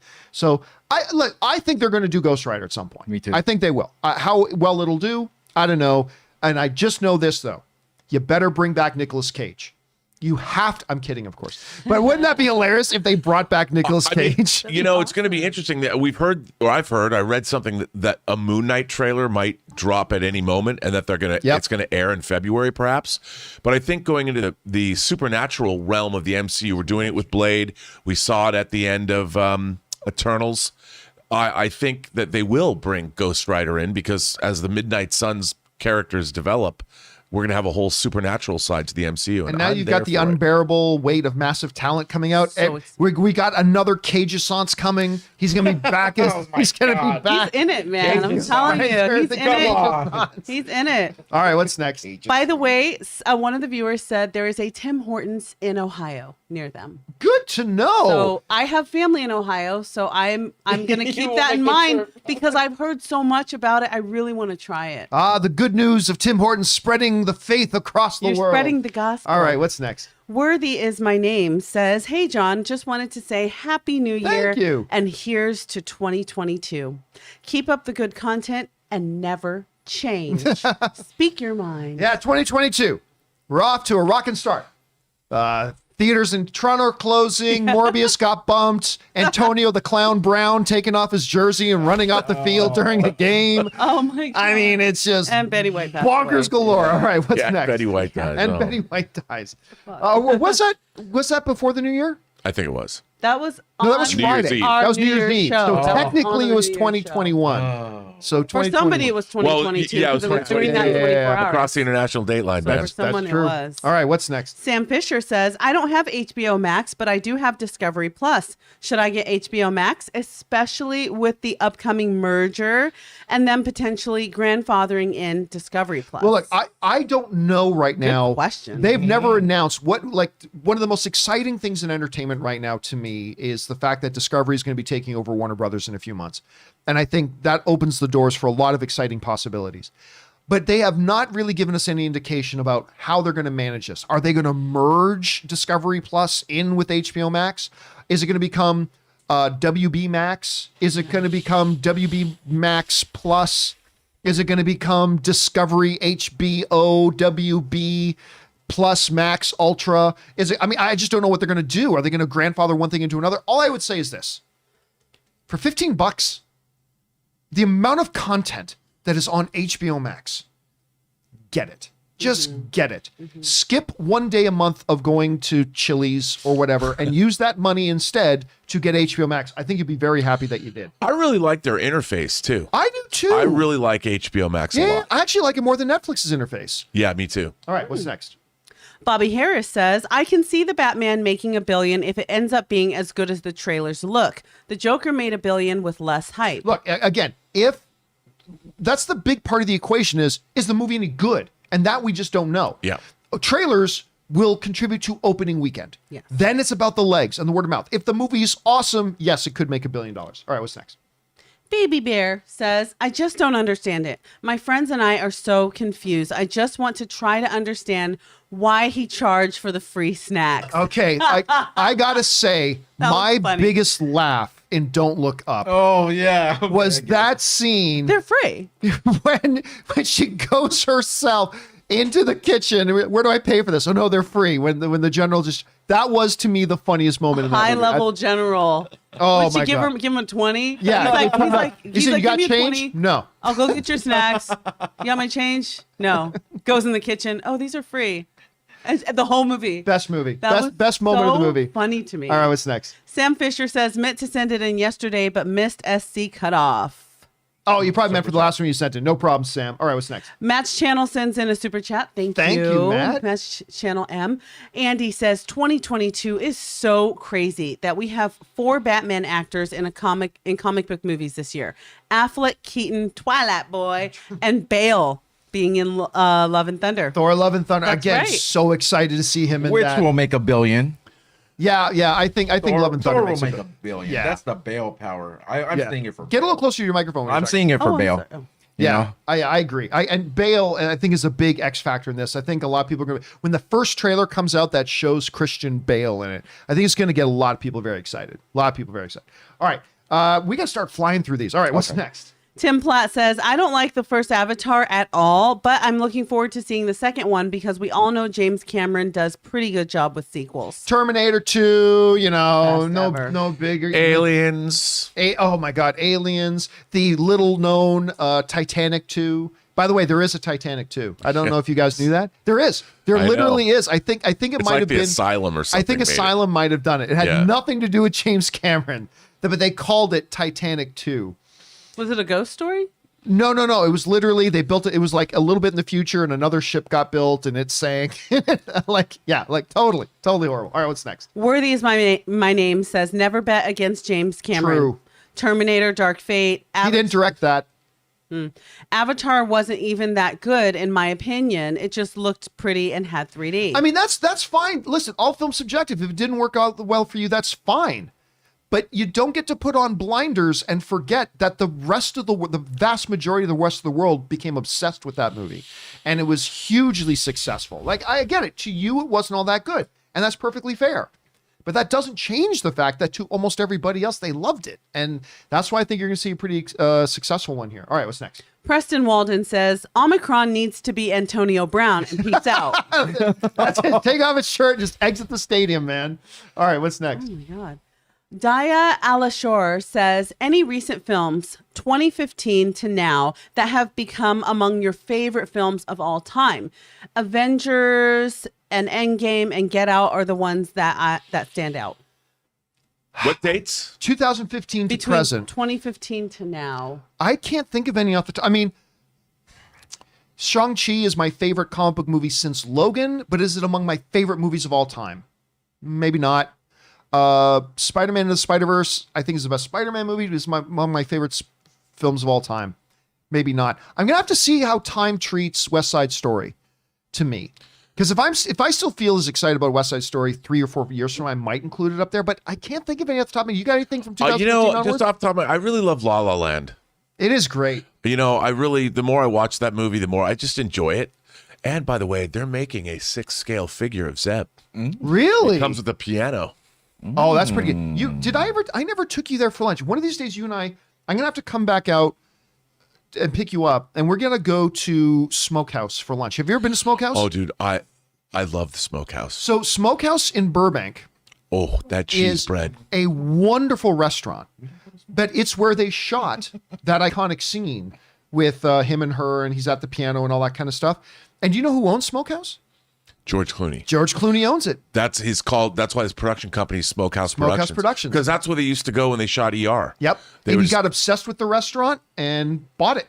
Became one of the owners. It's a really great story. Ann and I love going for dinner there. So good. Actually, Ann and I would go sometimes with fact checker Jonathan. Me and Jonathan, his wife, we would go and eat there. I got to go back. We got to go have lunch there. Bread I've ever had. Oh, it's so good. It's the best cheese bread ever in the their world. prime rib is to die for. It's too. incredible. It's really good. All right, what's next? Sorry, this became food chat. Me and Ray were just talking about how hungry we are. Sorry about that. Okay. K Major says, I think once we start to see trailers for Avatar 2, then we'll know what the general audience thinks and feels. I know that's the case for me. I think here's what I think it's going to be. For all those people who are like, nobody cares about Avatar. I think when the first trailer for Avatar comes out, it's going to be a wake-up call. When they see how many people are excited about it and how many views that trailer is going to get. Like, I'm not saying it's going to top Endgame or Spider-Man No Way Home trailer view, but it might. And I think it's going to be a big awakening. All right, what's next? Worthy is my name says, all the Jurassics fell off after Steven Spielberg Jurassic Park. I mean, look, I've said this. The only truly great Jurassic Park movie to me was the first Jurassic Park. But I honestly think the Dominion... Colin Trevorrow, I think, did a wonderful job. I think all the Jurassic World era films, I don't think any of them has been as good as Jurassic Park, but I think they've all been better than any of the other Jurassic Park movies. I've enjoyed them. I've had fun. I mean, again, none of them are as good as the first Jurassic Park, but I think all of the Jurassic World movies are better than Jurassic Park 2, Jurassic Park 3. I don't know, what do you think about that? Dude, I just love dinosaurs eating people. Like my whole life. I mean, seriously, I got to say that. Hold on to your butts. The Sam Jackson. I think the first Jurassic Park was so stunning because we'd never seen photorealistic dinosaurs before. And, that moment when Sam Neill takes off his glasses and, gets up out of the car, it's one of those true moments of awe and wonder We were that all I getting felt. up out of that car. Yeah, I mean, it was unbelievable. Yeah, we were and, all you getting look at that stuff and you're like, because, growing up watching stop motion dinosaurs when I was a kid, and it was like nothing. When that brachiosaur takes those leaves off the top of the tree. Yeah, with the song. With the song. I totally teared up. I know. I almost teared up right now when you did the music. I mean, it was like you. And the same thing, the reaction shot of Laura Dern and the way that Spielberg shot the movie and he kept the cameras low. So you're always looking up from the human perspective of those dinosaurs. The audience was placed in that sense of wonder the whole time. It's such a nothing moment. Like, narratively, it's a nothing moment. But I still think one of the most memorable shots in cinematic history is, as you were just talking about, Sam Neill looking up and... Yeah, that's it. Like, that is one of the most iconic shots and memorable shots. Sam Neill in that moment so captured what you would be feeling if you suddenly looked up and saw a freaking Goosebumps, dinosaur. Especially baby. if you were a Yeah. paleontologist and you knew in your entire life you would never actually see a living dinosaur. And that he saw something that would be like... It's like me seeing the Toronto Maple Leafs win a Stanley Cup. Something I never thought could ever actually happen. Or the Bengals. Or the winning Bengals winning. Or the Bengals getting past the first round of the playoff. Or the Seahawks. Play that song for every time something happens that's not supposed to happen. Come on. All right. What's next? Oh my God. A guy from Kings Highway says, John, you don't know me, but I know you. I'm from the year 2067. And this episode of the show starts with a series of events that trigger the apocalypse. My you goodness. must end the stream. The Oracle sent me. I mean, I'm trying to imagine what could I do possibly in the confines of this converted garage to bring about the end of the world. I don't know. I got to think about that. I'm going to be focused on that for the rest of the day. All right, what's next? Daya Al-Shawar says, people forget how much of a surprise hit Jurassic World was. Nobody saw it hitting 200 million opening weekend and making 1.7 billion worldwide. Oh, no, absolutely. I mean, these movies print money. They print money. And I'll never forget when Ann and I went to go see Jurassic World for the first time. Like, we thought we could just slip in and find a seat. And we go to the theater and it's like, oh no, like the next showtime is 10:30 p.m. that has like 4 or 5 seats left. We're like, what? And I think it was at Universal again. And then we finally got, but yeah, man, that thing came out of nowhere and surprised everybody. All right, what's next? Josh Ward says the original Jurassic cast came back in GP3 and it tanked. I said G. JP3 and it tanked. JW3 has to be good, and Fallen Kingdom did not inspire confidence. 700 to 800 million prediction. I think you're wrong. First of all, I liked Fallen Kingdom. I mean, again, It's all right. Was it the best of them? No, but I had a relatively good time. And that whole ending with like now dinosaurs are going out into the world and they just did some of those wider sweeping shots. I was like, okay, I do want to see that movie now. So, and I just think the name of it, like Rob's saying, people want to see, look, we all love our children. We all need shelter. We all need water. We all love seeing dinosaurs eat people. I mean, it's one of the connective tissues to all the peoples of the world. So I think this thing, I mean, but again, what it'll come down to is the movie any good. As long as the movie's good, I think it clears $1 billion. And I want to see what, and I mean, I don't know when we'll get a trailer, but we haven't even talked about what's the plot. Is it just how do we live? Or is there a way, is there some like dinosaur catnip where we're going to try to get them out of the cave of the world? I'm so excited. Anyway, Maria Seifring agrees because she says Jurassic World for $1 billion. Yeah, I agree. I think it is going to be, again, provided opening weekend comes out and then the word coming out from is that everybody hates it, I think it's going to be $1 billion film. All right, what's next? Worthy is my name says, if you build it, needs will come. Benchwarmers. Oh my God, that is the one with One Hit Wonder Boy. From Napoleon Dynamite. John, what's the guy's name? The main guy? Hader? Yeah, John Hader. Hader? Yeah. Hader? I think Benchwarmers was John Hader and so-and-so is a carrot. What's the actor's name? You can do it, boy. What's it? Rob Schneider. Oh yeah, Rob Schneider. I think Benchwarmers was John Heater. Rob Schneider. Oh my God, that was an awful. Rob Schneider was still one of the greatest South Park things ever. Rob Schneider is a carrot. I still think one of my favorite things they've ever done. All right, what's next? Marceline Rico says, let's talk about the 355 trailer. No, I'd rather not. No, I'm good. I mean, it's okay. Right. It's okay. We'll see. I mean, I hope the movie's great. I really do. I want it to be good, but it felt corny when she was like, we are 5 women. We are the 355. And we are so tough, and together we're 355. That's not correct math, but I just We're gonna run it this just was town so tonight. corny to me. Well, it's the TV pilot that they were filming in Pulp Fiction. You know, Fox Force 5. Oh, That's what it is. I mean, it's like it's Fox. So you know, Simon Kimbers was probably watching Pulp Fiction one night. What if we actually did a movie that was actually this thing that she? remember that. It was a pilot. All right, what's next? Ben Berkowitz says, if 2020 Woo.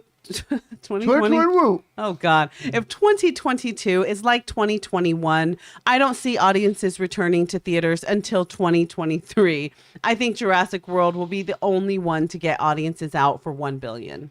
Over Doctor Strange 2 and Thor Love and Thunder, and I don't know. Look, all I know is this, that I said it, like in the early 2020 time, Rob, you and I, we talked about this a lot when we were doing the shows back then, was that whenever the theaters do open again, we always said there's going to be a long runway of time just to get people back into the habit of going to, like, it's not going to be a week. It's not going to be 3 weeks. It's not going to be a month. There's going to be a long runway of time to get people back into the habit. There was a Variety article that we talked about on the show a number of weeks ago that showed that 49% of semi-regular movie-going audiences still haven't gone back to the movie theater yet because of concerns about safety and also cost.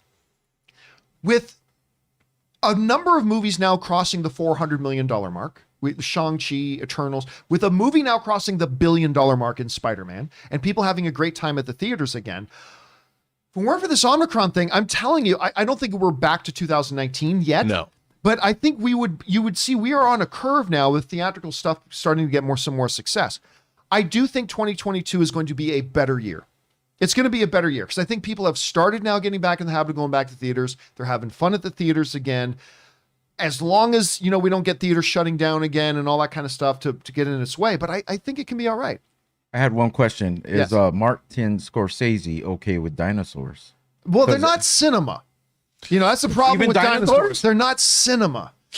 If he's okay with dinosaurs, then he'll make $1 billion. But the problem is they're not cinema. Oh, All right, okay. what's next?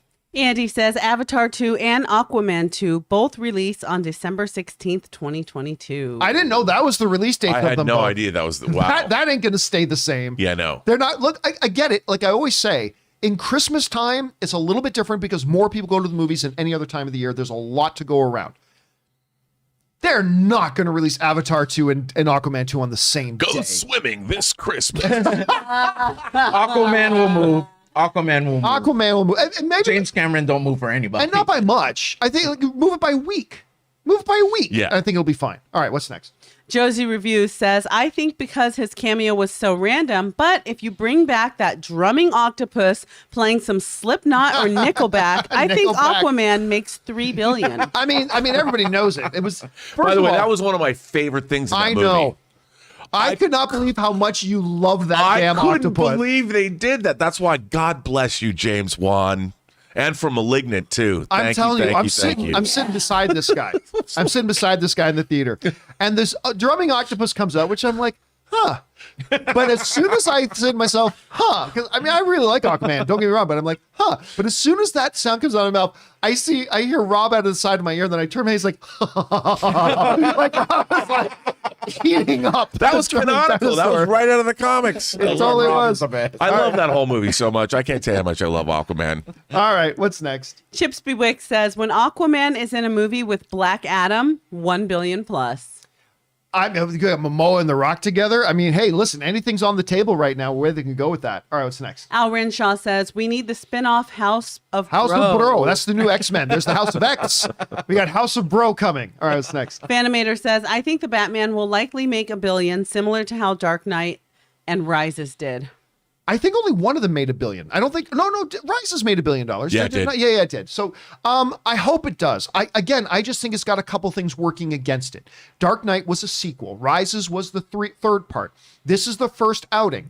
It's a first outing when we've got 3 other Batmen running around on screen calling themselves Batman, and it's got Twilight Boy that a lot of people out there have still not gotten over. I think they will, but they still haven't. So it's going to be challenging. It's possible it's going to be challenging. Interesting fact, real quick. I was at a little homecoming get together or party. Sex party. Yep, we got it. Yeah. No. Sex club. You know, my neighbors. They watch a lot of movies, but they're Yep, not sex club. That's what I was saying. But Yeah. they're not into a lot of movies. And I actually told them, the guy who played Twilight is playing Batman, and they didn't even know.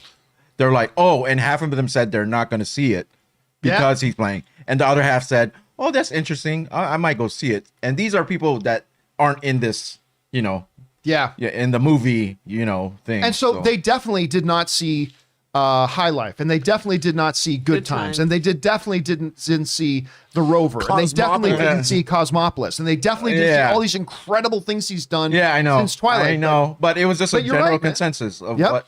There are still a lot of people out there like this. You got to keep that in mind. All right, what's next? The Hannah Cast says, fun fact, Robert Downey Jr. won Favorite Movie Actor at the Kids' Choice Awards for Doolittle. No! Yes. Years ago, Adam Sandler won for the same award for Jack and Jill. I mean, so we've been joking about the Kids' Choice Awards because Paul Feig says, how can you not include Ghostbusters? We won Kids' Choice Awards. Did they really give Best Actor to Robert Downey Jr. for Doolittle? Oh my God. All right. Anyway, that takes that joke to a whole new level. What's next? Joshua Mickle says, Deadline said via Sony source, Morbius delay has nothing to do with COVID surge, everything to do with No Way Home's success. Outside of Uncharted, no competition until Batman. American theaters still open. I have read very, very different things. Because look, they're not worried about Spider-Man's success. Spider-Man is already in its third weekend. And $50 million for a third weekend is great, but it's already down to $50 million. So Morbius isn't coming out for another 3 weeks, or theoretically wasn't supposed to come out for another 3 weeks. By that point, Spider-Man is making in the teens, in the millions of dollars at the box office. No, what they mean is they realize if they put Andrew Garfield in Morbius, it's going to make that much more money. Change the whole movie now. Everything's changing. All right, what's next? Stubble McShave says, my favorite Disney production of 2021 was Get Back. In my opinion, it's also in the top 5 of the most important piece of historical documents of pop culture.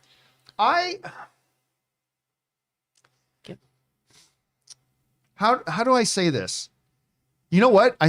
Give me a second here. Rob, what did you think of Get Back? Because I honestly got to look it up because I was about to say something. I think I'm thinking of the wrong movie. I loved Get Back. I mean, if you love the Beatles, and also the See, I was thinking of the wrong movie. I'm so glad you mentioned. That's why I was like, wait a minute. I was about to comment on it. I'm like, wait a minute. That's not Get Back. No, thank you for that. It's astonishing. Like it's truly, Stubble's right. It's an astonishing moment in time because you're watching the total creative process of four of the most important musicians of the 20th century in a way that you never could have before. No one's ever done anything like that. And watching them record, and you're watching 8 hours of them, no one's ever captured anything like that ever.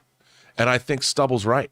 Visually it looked great. I just don't care about the Beatles. Well, yeah. I mean, that's the thing. But I'm in the minority. I'm in the vast minority. But I mean, can you imagine, just like I was watching this Miles Davis. I'm a huge Miles Davis fan. I was watching this Miles Davis documentary, and I would love to have just watched him record Kind of Blue, or Sketches of Spain, and just watch it all for hours and hours, and seeing how the musicians, or when he did Elevator to the Gallows, and these great jazz musicians for the very first time scored a movie live. They didn't they played the movie, and they played the jazz tracks live to picture. I would have loved to have watched the entirety of that. All right, what's next? Murray Reich sends in a super chat. Thank you so much. Josie Reviews says, A Quiet Place Part 2 got pulled a week before it was supposed to come out. I think it's a 30% chance Scream gets moved. Different circumstances, though.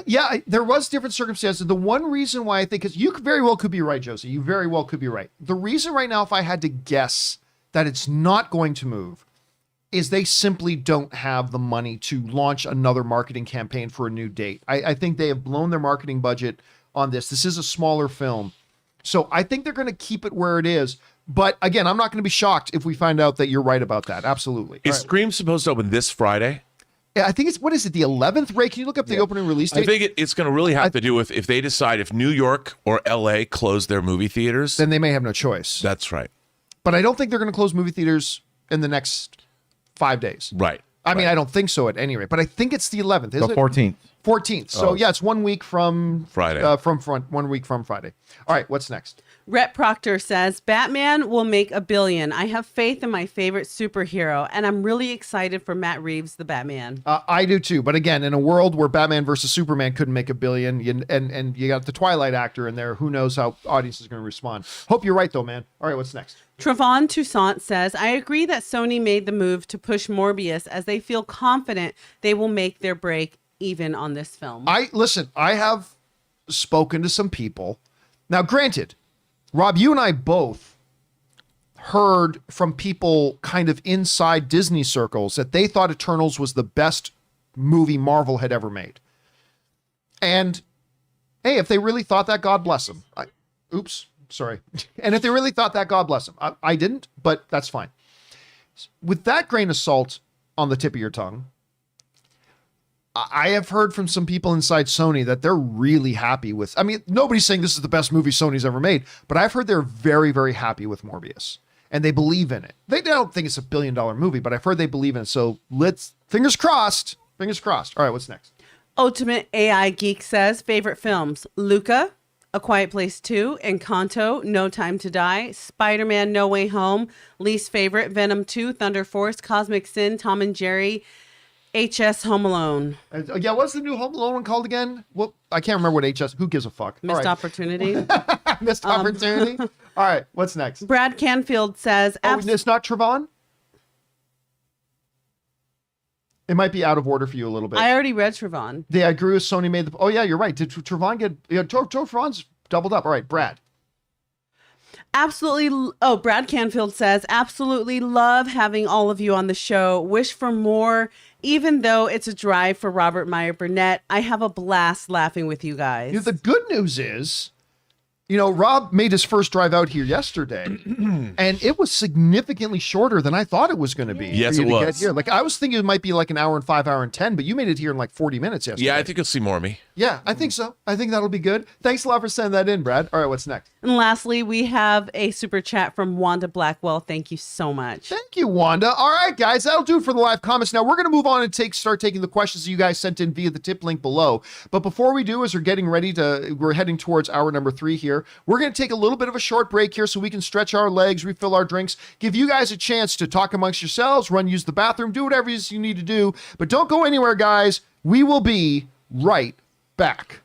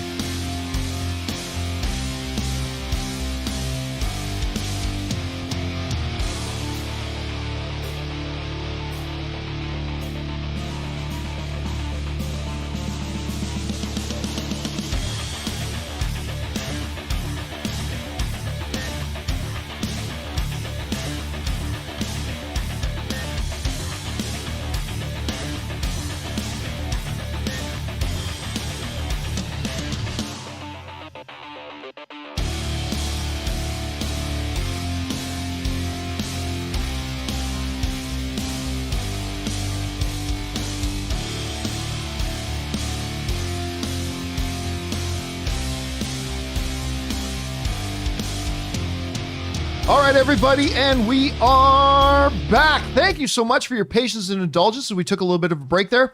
Now, let's jump on over and start taking your questions again. Once again, if you're not watching the show live and you want to send in a question to be read on this show or an upcoming companion video, simply use the tip link that's down in the description of this video. Once again, that's www.streamelements.com/movieblogtv/tip. You'll be getting your question read on a show if we deem your question appropriate to be used on our shows.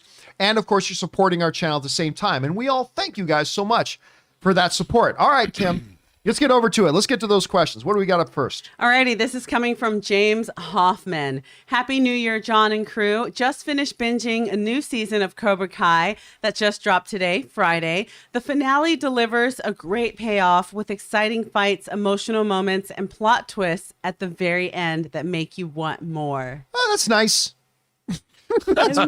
That's nice. Are you watching Cobra Kai? I can't remember. I watched the first 2 seasons. All right. And I liked it. I watched the first 3-4 episodes. Just wasn't for me. So I kind of tapped out. Are either of you guys watching Cobra Kai? Oh, Kim, you got a big smile on your face. I'm yet to start season 4 because I'm finishing another show right now, but I love Cobra Kai. You know what? We were out having dinner celebrating Kaori's birthday last week. And we're out having dinner. And it was in Pasadena. Remember I texted you? I said, we're right up the street from your house. Yeah. So we're having dinner at this Chinese restaurant and we're sitting right by the window and out comes, walking right by us and Anne kind of freaked out. She goes, I want to go talk to him. Is the guy who used to have spiky hair and I guess they cut off his hair in the show, but whatever. Oh, the kid. The kid with the big spiked hair. Yeah, he was right there in front of us and like, hey, oh my gosh. So anyway, there was that. All right, what's so next? Funny. Tommy Oliver says, John, are you watching Dexter New Blood? If so, what are your thoughts? All right, again, I'll mention this one more time. So, Dexter sent me this. Dexter and Budweiser. Is there body parts in it? No, but there's a lot of cool swag in here, including a free year of Showtime, because I don't have Showtime. I love Dexter. Nice. But I haven't gotten around to start watching it yet. What? We're just so far behind on so much. So no, I haven't started watching it yet, but I want to, and I will get around to it very soon because I love Dexter. I really love Dexter. I did too, and I haven't talked to anybody that's watched it. But you know what? New Their season. last I haven't episode, read anything about it. Nothing. I just saw that their last episode drew a series high 8.2 million viewers, which I guess is higher rated than any episode of Dexter they've ever had. So we'll get. So I gotta watch this. More New Blood or Newer I hope Blood so. than I mean, I other don't know. I seasons? haven't seen it, but everybody said I know who's watched it says it's really good. Oh, that's good. So here's hoping. All right, what's next? Kimberly Ann says, my top 10 of 2021. 10, Suicide Squad. 9, Mortal Kombat. 8, Spencer. 7, Zola. 6, In the Heights. 5, Tick Tick Boom. 4, Pink Skies Ahead. 3, Conjuring. 3, 2, Dune. And 1, No Way Home. I did not see Pink Skies Ahead. Did any of you guys watch that? No, and I've been meaning to watch Zola too. That's a nice one to Is put in Pink there. Skies? There's a science fiction movie. I want to say it's from like Argentina or something, or Spain. Maybe it's from Spain, called Pink Skies. It's like where there's some pink clouds. You can't go outside, and everyone has to stay inside. And Oh, okay. I see. It's called Pink Skies Ahead, and it. No, it doesn't look like it's that one. no, it's maybe All right, that's not what's it. next? This is from Carnell B. Like you, I gave up on Cobra Kai a few episodes in. I thought, no way this gets a season 2. What? Season 3 drops and I said, F it. Okay, Daniels is an asshole and Johnny's misunderstood. I started the season again and loved it. Starting season 4 soon. Take care. It's not a show that's for me, but a lot of people, including my wife, Anne's been binging the whole thing. She's already finished it. So yeah, a lot of people loving that show, man. All right, what's next? Harry Poppins says, suppose you could only have one or the other. Would you be more interested in seeing a Batman movie directed by Matt Reeves starring Ben Affleck? Oh. Or seeing a Batman movie directed by Ben Affleck starring Twilight Boy? That's a Sophie's choice. That is a tough one. But you know what? I'll go with option A. I mean, I'd love to have either of those, but I love Ben Affleck's Batman. I love Ben Affleck's Batman. So yeah, Matt Reeves directing Ben Affleck. Yeah, I'd take that. What about you, Rob? Yeah, I would like to see Ben Affleck in a Batman movie about Batman as opposed to having other people in the movie. Yeah, I agree. All right, what's next? Hugh Jacked Man says, hey, y'all. In a recent interview with People, Keanu asked Carrie Ann if she'd be down to play an assassin in John Wick 4. And she said, I'd love it. And Keanu now seems set on trying to get her in the movie. What do y'all think? Could be pretty damn cool. Actor wants role in movie. What actor headlines. But they're already, if I'm not done, they're pretty much close to finishing shooting that movie. So I don't think you can rewrite the scripts. Like, wait a minute. Carrie Ann Moss, who, let's be honest, other than the Netflix Marvel show, she hasn't had a lot of work. And I love her. I think she's great. I thought she was great in the Matrix Resurrections too. It was nice to see her back in there. I just don't see how. No, I don't. So we'll see. Who knows? Maybe they've already kind of shot her in there, and we'll see. Yeah. All right, what's next? Mark Netto says 2021. Wow. Thanks, Campea, for being there. Bad year. Mom passed in January at the age of 99. Then put on LTD for the remainder of the year. To bookend Betty White 2. You folks got me through. Here's looking forward to 2022. Cheers. I didn't even see where that next part. Oh, was that up? Anyway, first of all, yeah, look, what a year. What a year. I mean, I remember too, coming out of 2020, we're like, oh, thank God 2020 is over. Let's start 2020. 2021 wasn't as bad as 2020, but it's and sorry to hear about that, man. And we're so glad that the show can be here and the rest of the fan community here, chatting in the live chat and whatever. We're just glad for that. And thanks for being a part of our community, man. All right, what's next? Chuck the Mystery says, Happy New Year, Campea Team Campea. I wanted to share my top 10 of the year. The Protégé, Last Night in Soho, Quiet Place, Being the Ricardos, Zack Snyder's Justice League, Cruella, Shang-Chi, Spider-Man, Suicide Squad, Dune. Honorable mentions go to Belfast, Don't Look Up, The Card Counter, and of course, movie trailers, A Love Story. There you go. And Tango Shalom. All right. Overall, great year for film, despite dudes like Snake Eyes, Matrix, and Thunder Force. Thanks for all you do. March 4th is game day, Batman. Here's hoping March 4th is game day. I think it will. I think Batman will come out. I think Batman, I can keep my fingers crossed on that. That's not that far away either. It's not that far, but he's mentioned one movie that really hasn't got a lot that I actually thought was quite good, was the card counter.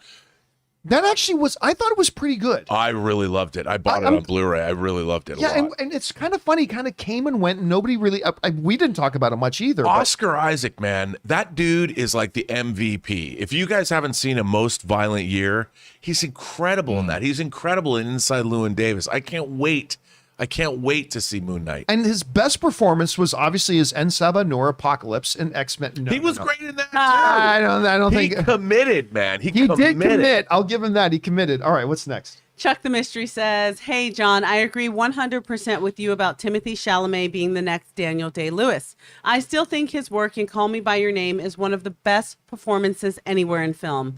Anyway, over under 40% that any Dune cast gets an Oscar nomination for acting. Under 40%.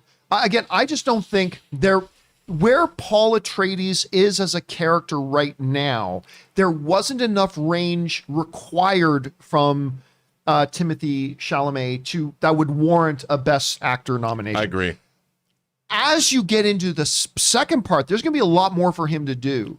So I think that's a possibility there too. And by the way, Call Me By Your Name was great, but I think his best performance and Something Boy with Steve Carell. Beautiful Boy with Steve Carell. Played an addict. Oh my God, that was powerful. That was the movie to me. Like, he was great in Call Me By Your Name, but when I saw him in that, I was like, oh, this kid is a force of nature. Like, again, speaking in terms of X-Men and mutants, which I often think of in terms of my life, this kid is just touching, like, he's an Omega level mutant. He's Omega level. And it's like he's just getting better. And by the way, how good was he in Don't Look Up? That was a fun character. He was liked good. him. I thought he was really good.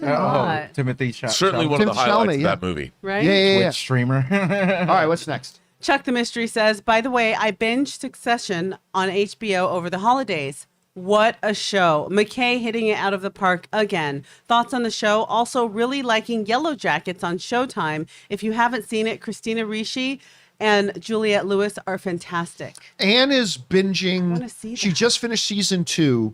and she's binging through Succession, and I'm watching like every other episode with her. It's a very good show. Oh my God. The show that I have not watched at all, but I am incredibly intrigued by because I hear so many people talking about it, is Yellow Jackets. Everybody keeps talking about this show. It's kind of like Lord of the Flies. Everybody says it's like a female version kind of Lord of the Flies, but it's got a lot more different types of twists to it. Haven't seen that. 1883. Those are the two shows that I really got to get going. Have you heard about or started watching Yellow Jackets at all? Don't know anything about it. Everybody's saying it's great. Gotta check it out. I'll watch it. What about you? Have you started seeing Yellow Jackets yet? No, but I really want to. But Succession, wow. I know you love Succession. Wow, that show is so well Have you written. finished it? I have. And I told John, because West Wing is my all-time best written show on television. And I felt like it got a little bump. It got a little hip check there. Because I was like, wow. The last episode of the 3rd season was epic. Holy cow. We just the finished- acting, man. The acting from all of them. And what's the guy that some news article is making fun of his acting methods? The one that plays Kendall. Oh yeah, the Village they were- Voice article about They were trying to about make Jeremy fun of him Strong. because he's very method. Like if you see his character, he's just a little nutty. Yeah. But I guess his methods of acting, he's very method. He gets really into it, and they were really ragging on him. And a lot of people came out and said, you know what, I've acted with him, and he's brilliant. So why don't you just shut the fuck up? Yeah, it's true. What's next? Matt Finch says, John, my man, follow Anne's lead and get into Cobra Kai. Season 4 was so good. This is a good show that has no business being this good and keeps on delivering. In the end, it's just so much fun. Bring in Hilary Swank next season for the ultimate team up. Oh my God. Again, I look, I'm not going to bag on this. All I say is I walked in as Anne was watching an episode from this new season.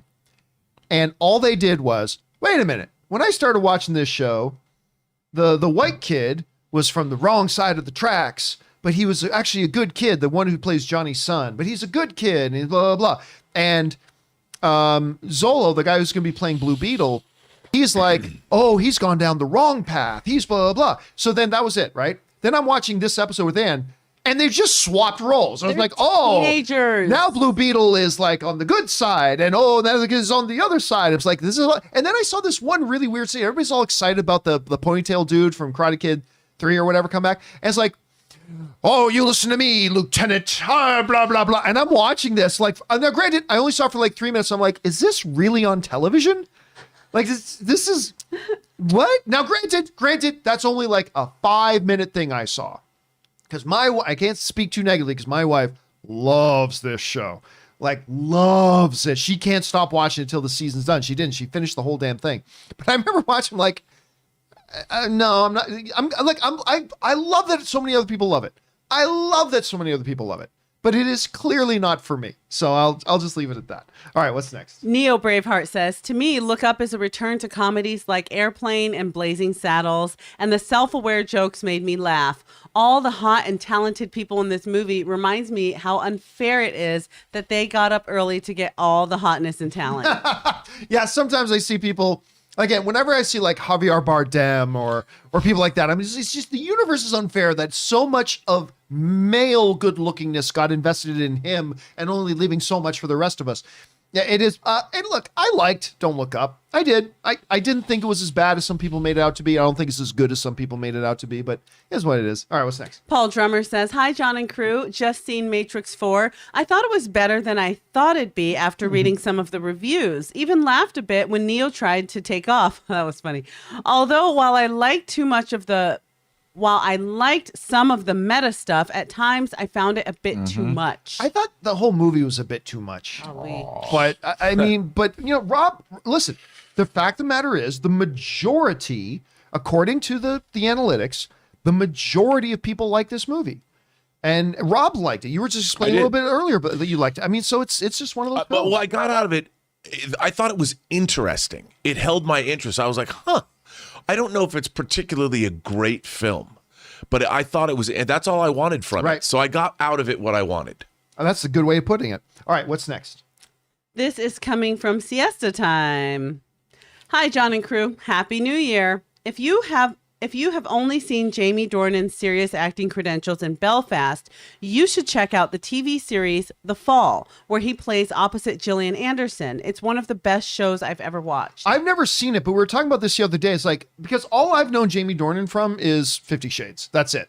So then I see Belfast, and I'm like, where was that guy? Like, he's really good, but I have never seen The Fall. Have either of you Is guys? that the serial killer story? The detective, they're chasing a serial killer?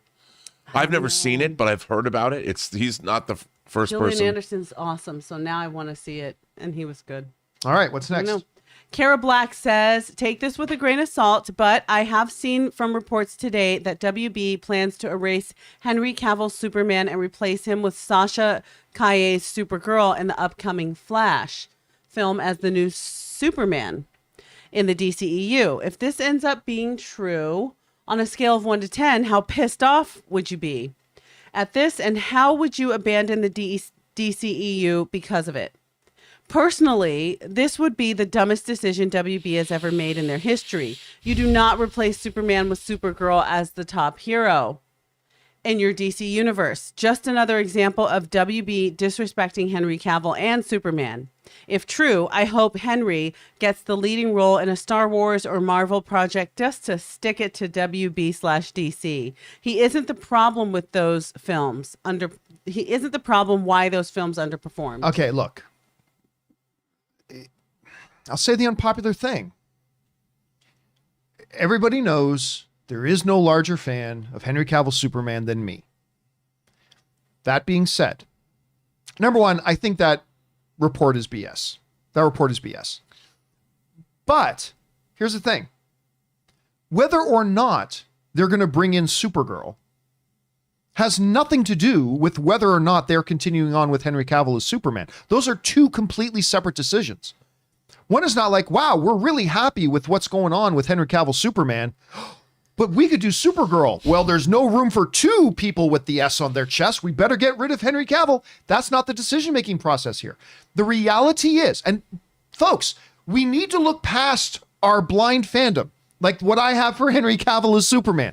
But you got to be able to sit down and look past that and say, okay, look, the reality is there's a lot of people that did not like Henry Cavill's Superman. And they haven't gotten on board with him through Batman versus Superman or Justice League and have never gotten on board with him. Just that simple.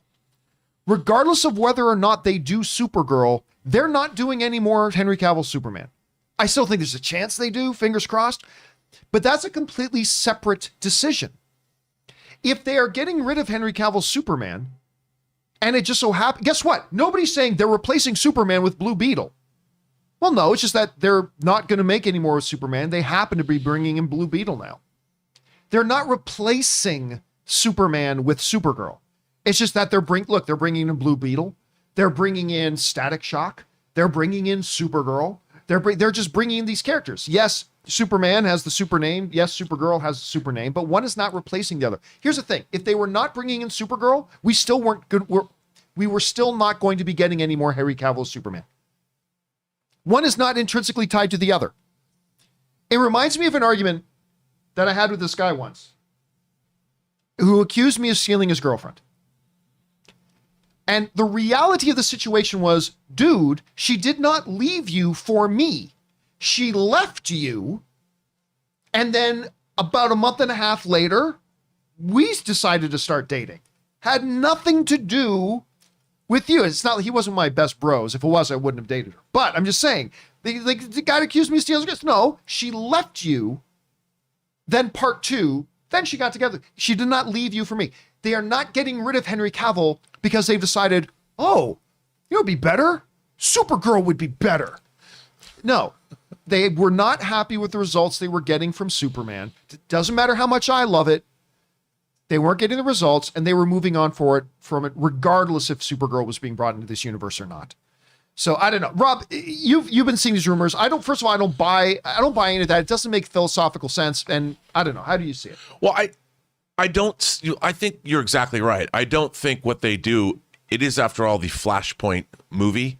Yes. Where reality is changing, and like you pointed out yesterday astutely, that DC has done this many times in their own comic books, right? Reset the past, and there was no plans to bring Henry Cavill back, and they'll introduce another Superman. Someone else will come in and make another Superman movie that won't be Henry Cavill, just like Robert Pattinson, Twilight Boy is Batman.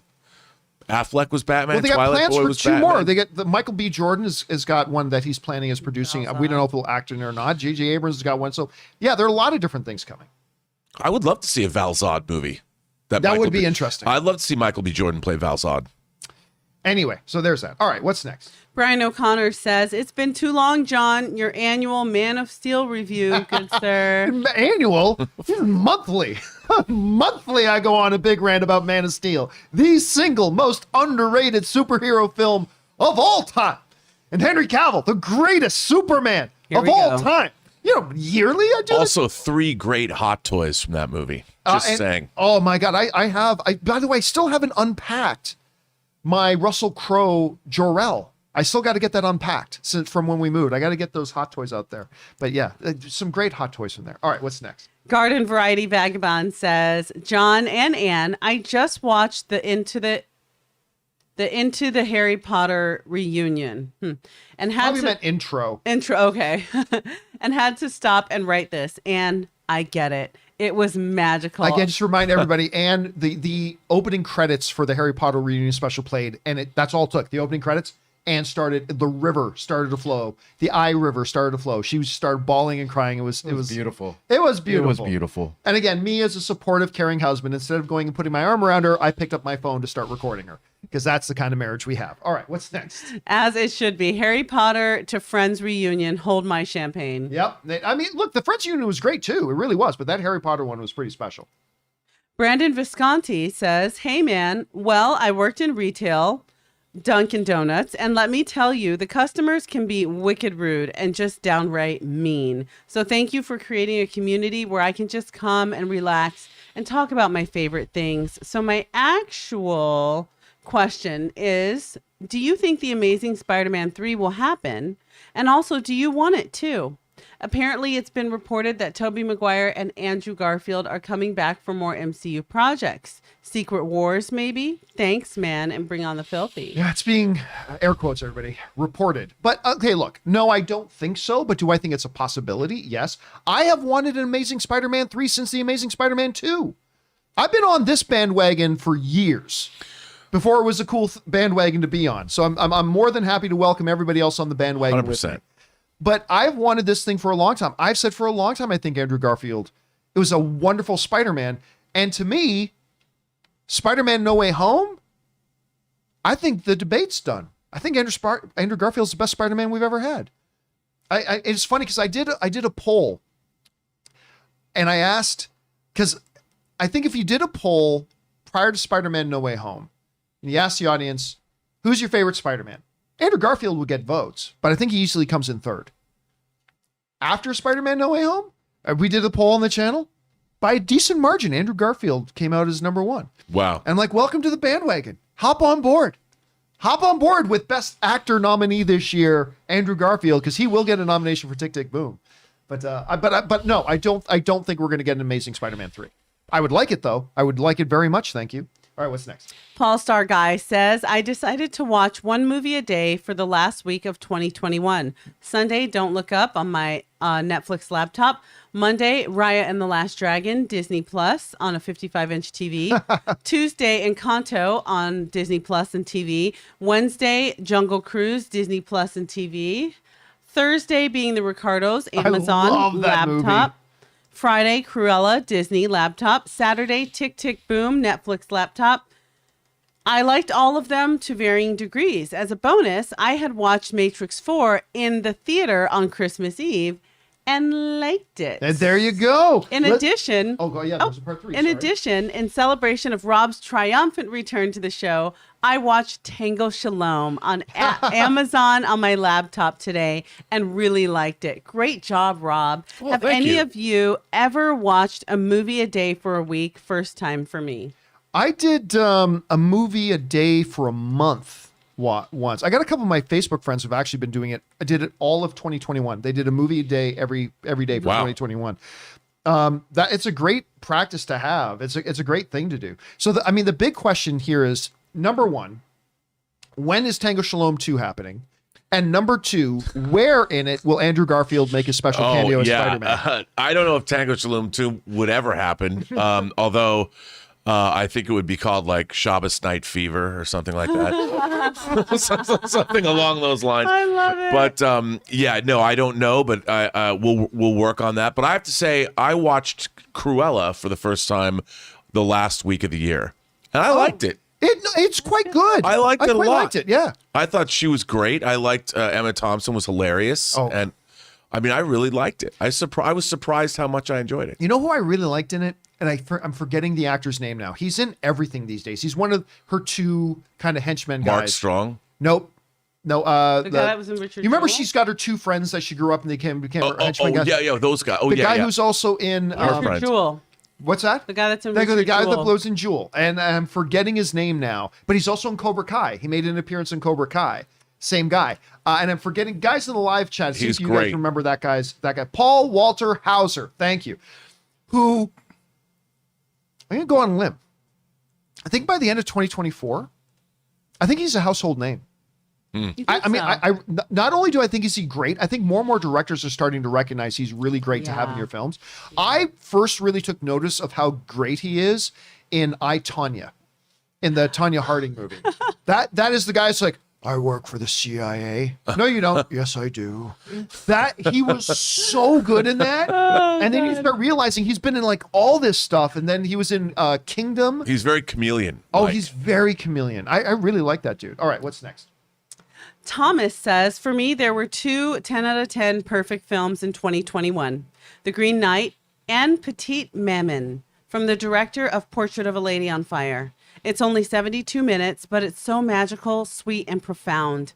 I can't recommend it enough, but avoid the spoiler trailer. I have got to tell you, I did not know a director because I really like Portrait of a I Lady. did too. I like that movie I a bought lot. it. I didn't know about this movie. Are you familiar with this Petite? No. What's it? Petite? I Maman? am not. Neither did I. Can I say 72 minutes is perfect? That should be the bar right there that everyone should reach. 72 minutes. That's barely a feature. By the way, I should mention 72 minutes is also the runtime of my first narrative feature, The Anniversary. 72 minutes is the runtime. Very barely a feature, but it qualifies as a feature. All right, what's next? Hope Rob is there, says, so what would a showrunner making an impossible premise show like Manifest or La Brea, which is getting a second season, need to do to prove they aren't making it up as they go? Seal and date a written outline, which they can reveal once the show is done. By the way, first of all, I should say Ray's #1 show of 2020, La Brea. La Brea. Ray loves Have you La seen Brea. it, Rob? Yeah. What is that shit show? Get him out of that pit already. How deep is that shit? Dude, I the only reason I watch La Brea, for those people who don't know what a impossible premise show is, it's a show where they can't really solve the problem. Like Lost. Lost is the ultimate impossible premise. Frustrating. You have this premise and they just keep throwing stuff because they don't know what the answer is. They'll never know what the answer is. Neither will you. And they'll just at the end, they'll just go, you know what? It is purgatory. Whatever. It's that, and it's the Whatever. That's just what they did. I mean, after 6 seasons, you're waiting. Manifest is the same thing. Manifest is the yes. most ridiculous, impossible. it's another yell and tell. It's just. Do you watch it? Do you watch Manifest? No, It's so. it's a yell and tell. I did when it was on. I don't watch it makes anymore. no sense at all, and they can never tell, and they just keep adding to the ridiculousness, and I dearly love it for that. I know. Because you like to yell at the TV and go tell someone. It is a this yell and load tell. of shit, That's and what I then do. you Then watch I it go on. again. I go on the internet and be like, "This show is just You out of." tune in next week, and then we hear it on your tweets. It's true. I tweet about it. I mean, God bless Manifest. I love the cast and crew. Thank you for having another season. All right, what's next? Anonymous says, now that you've seen No Way Home, do you still think Spider-Man is leaving the MCU and going back to Sony? Look, without going into tremendous details, I will say this. You got to remember, I think when they were making this film, because remember, it was a while ago that they actually made this film. I don't think Sony or Marvel knew really what was going to happen afterwards yet. I think they all knew what they hoped would happen or whatever, but The brilliant thing about the ending of Spider-Man No Way Home, to me, is that the next Tom Holland Spider-Man movie, with very little effort, could easily be in the Sonyverse. And their ending of Spider-Man No Way Home also means that the next Tom Holland Spider-Man movie could also very easily be in the MCU. Like, the way they ended that film was not only very satisfying as an audience member, but strategically as the studio, it left, here's the key word, flexibility. That was an ending that gave them perfect flexibility, that they could go in either direction with it. So so I still think yes, but it can go either way right now. Tom Holland said something really interesting when he was on the talk show circuit promoting the movie. He lied a lot on the talk show. Well, no, but I mean, he said that he was able to go snowboarding. Like, he had sent a picture to Zendaya where he had blood on his face, and he explained, "Look, when I'm under contract to make these movies, I can't do things like going skiing or snowboarding because if I'm injured, then it would screw up the filming schedule." He says, "I don't have a contract anymore. That's why I was able to do it." But we all know he still does have one film on that contract. But yes, but apparently he doesn't have to be as careful. It's not restrictive. Yeah. Yeah, it's not restrictive. But athletes have those same clauses. Like, no, you cannot go during the season. You cannot go dirt bike racing if you're a professional athlete, because if you get injured, that costs the team. Didn't one of the athletes hurt themselves while they're playing a video game with the controller? Yes. I can't remember which one it was. Yeah, but there was a story like that, right? But the number one story of that I think of when I think about like doing quasi dangerous activities that really screwed you up, Pierre Paul. Oh man, that one sucks. Do you know the story of that Pierre one Paul? Sucks, man. I think he was on the New York Giants at the time, and a wicked defensive player, right? He decided he was gonna set off some firecrackers, was holding a firecracker in his hand when it went off, and it blew off a couple of his fingers. Oh Just my one finger. God. Was it just one finger? Yeah, I thought he it might have lost been a finger. two. Okay, He lost a finger but he eventually. lost a finger. So God. he was out for a long time. He's back playing in the league again, and he's awesome. He's a great player, but yeah, he was out for a long time. So that's the one I always think about. Yeah, when that I one- think that about You're one- not supposed to hold on to firecrackers. Right? Someone should have told him. You know, All right, what's next? Thomas says, "Hey, JKR2, John, Kim, Ray, Rob. When deciding your best movies of the year, what's the more important for you? Enjoyment while watching the film versus how much a film stays with you after it's over?" Honestly, to me, they are very rarely two different things. Like, I No, I find the agree. more I enjoy a film, the longer it stays with me. I mean, I can have a good time at a movie and then forget about the next day. But I mean, if I have like Shang-Chi, when I have a great time at the movies, I buzz about it. I can't stop thinking about it. Rob, what about you? I feel the same way. I mean, usually the films that affect me the most while watching them, I think about again.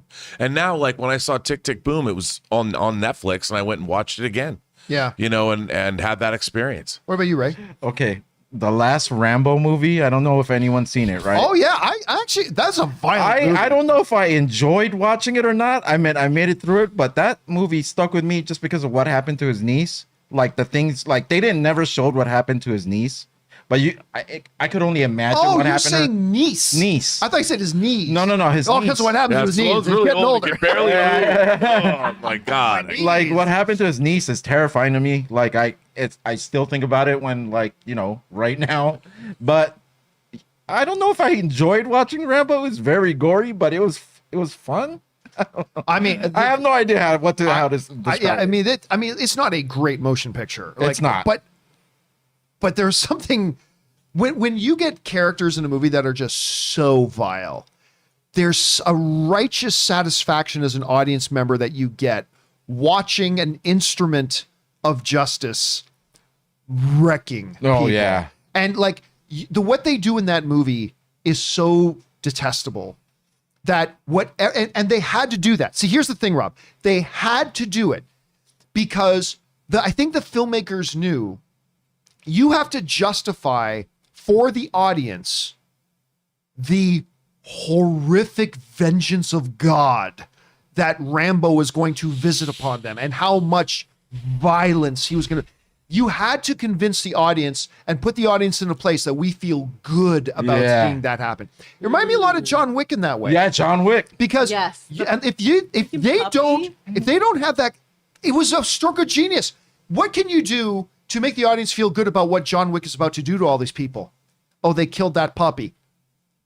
Killed a Fuck those The guys. puppy, the last thing his dead wife gave him. Yeah. Yes. I mean, you know, it's Dead like white. that he, you know, I Do you mean, remember when we watched it in the theater and the guy got killed? I stood up and said, "Yes, motherfucker!" Yeah. And then Dennis and Schnepp had to bring me down to like, hey, there might be kids in here. Yeah. Watching John Wick. Watching John Wick.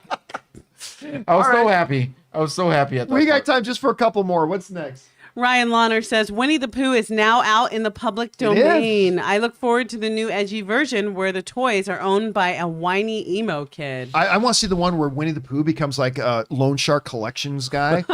So, where's the $500, Eli? You'd be ashamed if I had to would stick actually- this honeypot somewhere. I want to see that now. I want to see that movie. So- So shame. here's the key with public domain. So what Winnie the Pooh now being in public domain means is that anybody, like Rob and I today, can start a de facto production company, take that Winnie the Pooh book, and we can make our own version of the book, or we can make our own Winnie the Pooh movie today.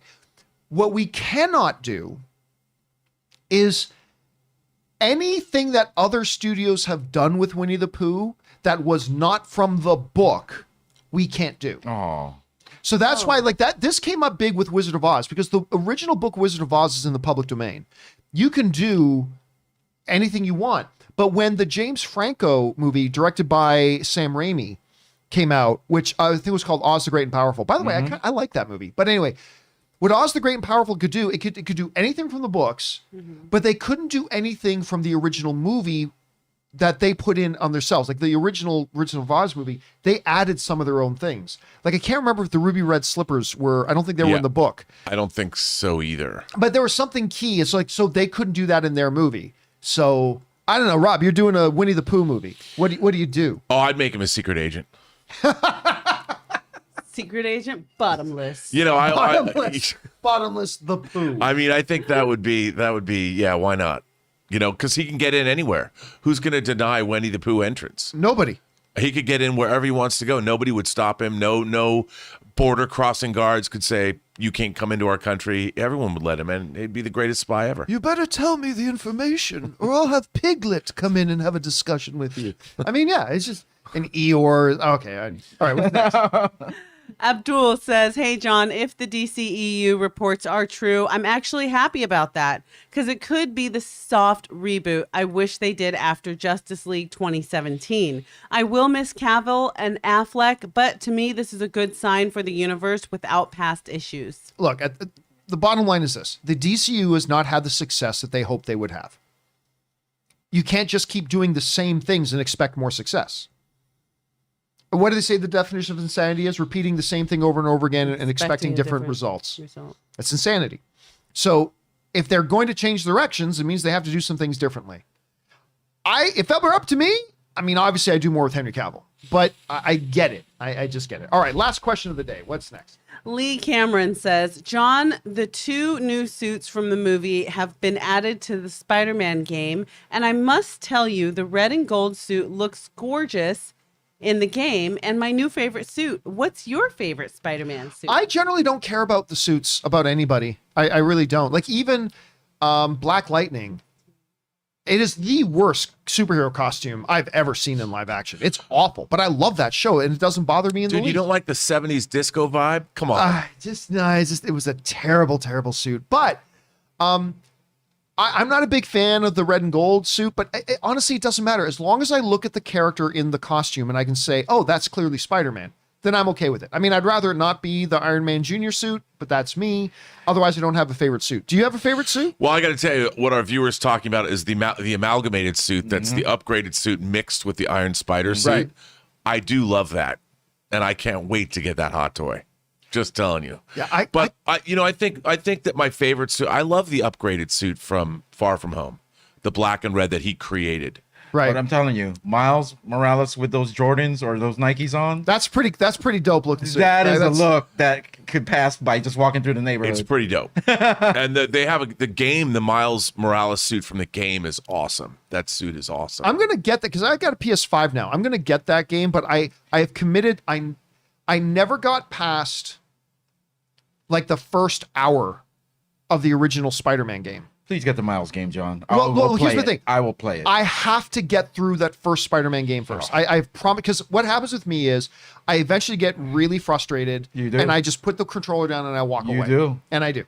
I do that all the time You with almost games. did that with It Takes Two. I seen it. Oh my God. I seen it. But you stuck with it and I you guys did. passed the level. I'm proud of you. I'm proud of But Ann. dude, New Year's Eve, Ann and I we played It Takes Two for like 3 hours on New Year's Eve. And there was like 4 different occasions where I said, we're never getting past this level. There were like 4 different times I said that in 4 different levels. And if it wasn't for Ann being there, I would have put the control down I and think walked it's so away. adorable how she gets so excited for that game. I've never seen she's- Ann. I love- I've never seen Ann so excited for a game since Animal Crossing. It's so cute. She does love the game. All right, guys, listen. There are more questions to come, like from TB Bucks and Lightning, Dude the Man, and Jay Bling. Do not worry, guys. I'm going to do a companion video a little bit later, and we will get caught up on those questions. But for now, that'll do it for today's installment of the John Campea Show. Thank you guys so much for being here and making this show part of your day. A big special thank you to all of you guys who sent in the tip questions and the super chats. Number 1, because you gave us great fun things to talk about. But number 2, you supported this channel as you did it. And all of us involved with the John Campea Show, thank you guys very, very much for your support. I want to thank the people in the office, in the room with me right now, sitting right over there, Kimberly Ann Curran. Kimberly, where can people follow you online? Hey guys, yeah, you can find me on Instagram at wasgoodkimberly. And of course, Ray Ora, who will be over here later tonight cooking up some food for game day as we watch Decision Boba Fett. Day is coming Decision tonight. Day. The big decision. Ray Ora Like with you a guys 0. wouldn't watch the rest of Boba Fett. Come Just on. not at midnight. Yeah, just not at midnight. All right. All right, and sitting over there, of course, is Mr. Robert Meyer Burnett. Robert, where can people find you?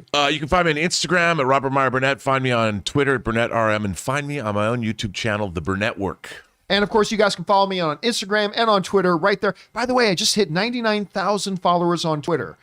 So Hey. I'm pretty sure, I don't know, does the internet send me money if you hit 100,000? I don't know, but do me a favor, guys. If you're not following me on Twitter, go follow me. I just want to be able to say I have 100,000 followers on Twitter. Doesn't mean anything, but I have just crossed 11. 99,000 yesterday. So You have 11? go and follow me there. Like I didn't know you were on Twitter. 11,000 or 11? 11. 11. Well, yeah, but you're never That's why on I don't Twitter. say anything. Yeah. I've posted, I think, 2 things. You're way more active on Instagram. Oh, I'm Like, very that's active where you're on active, Instagram. right? Yeah. So you can follow me on Instagram or Twitter simply at John Campea. Okay, guys, that'll do it for us for now. Thanks a lot for being here. My name's John Campea. Until next time, my friends. Bro.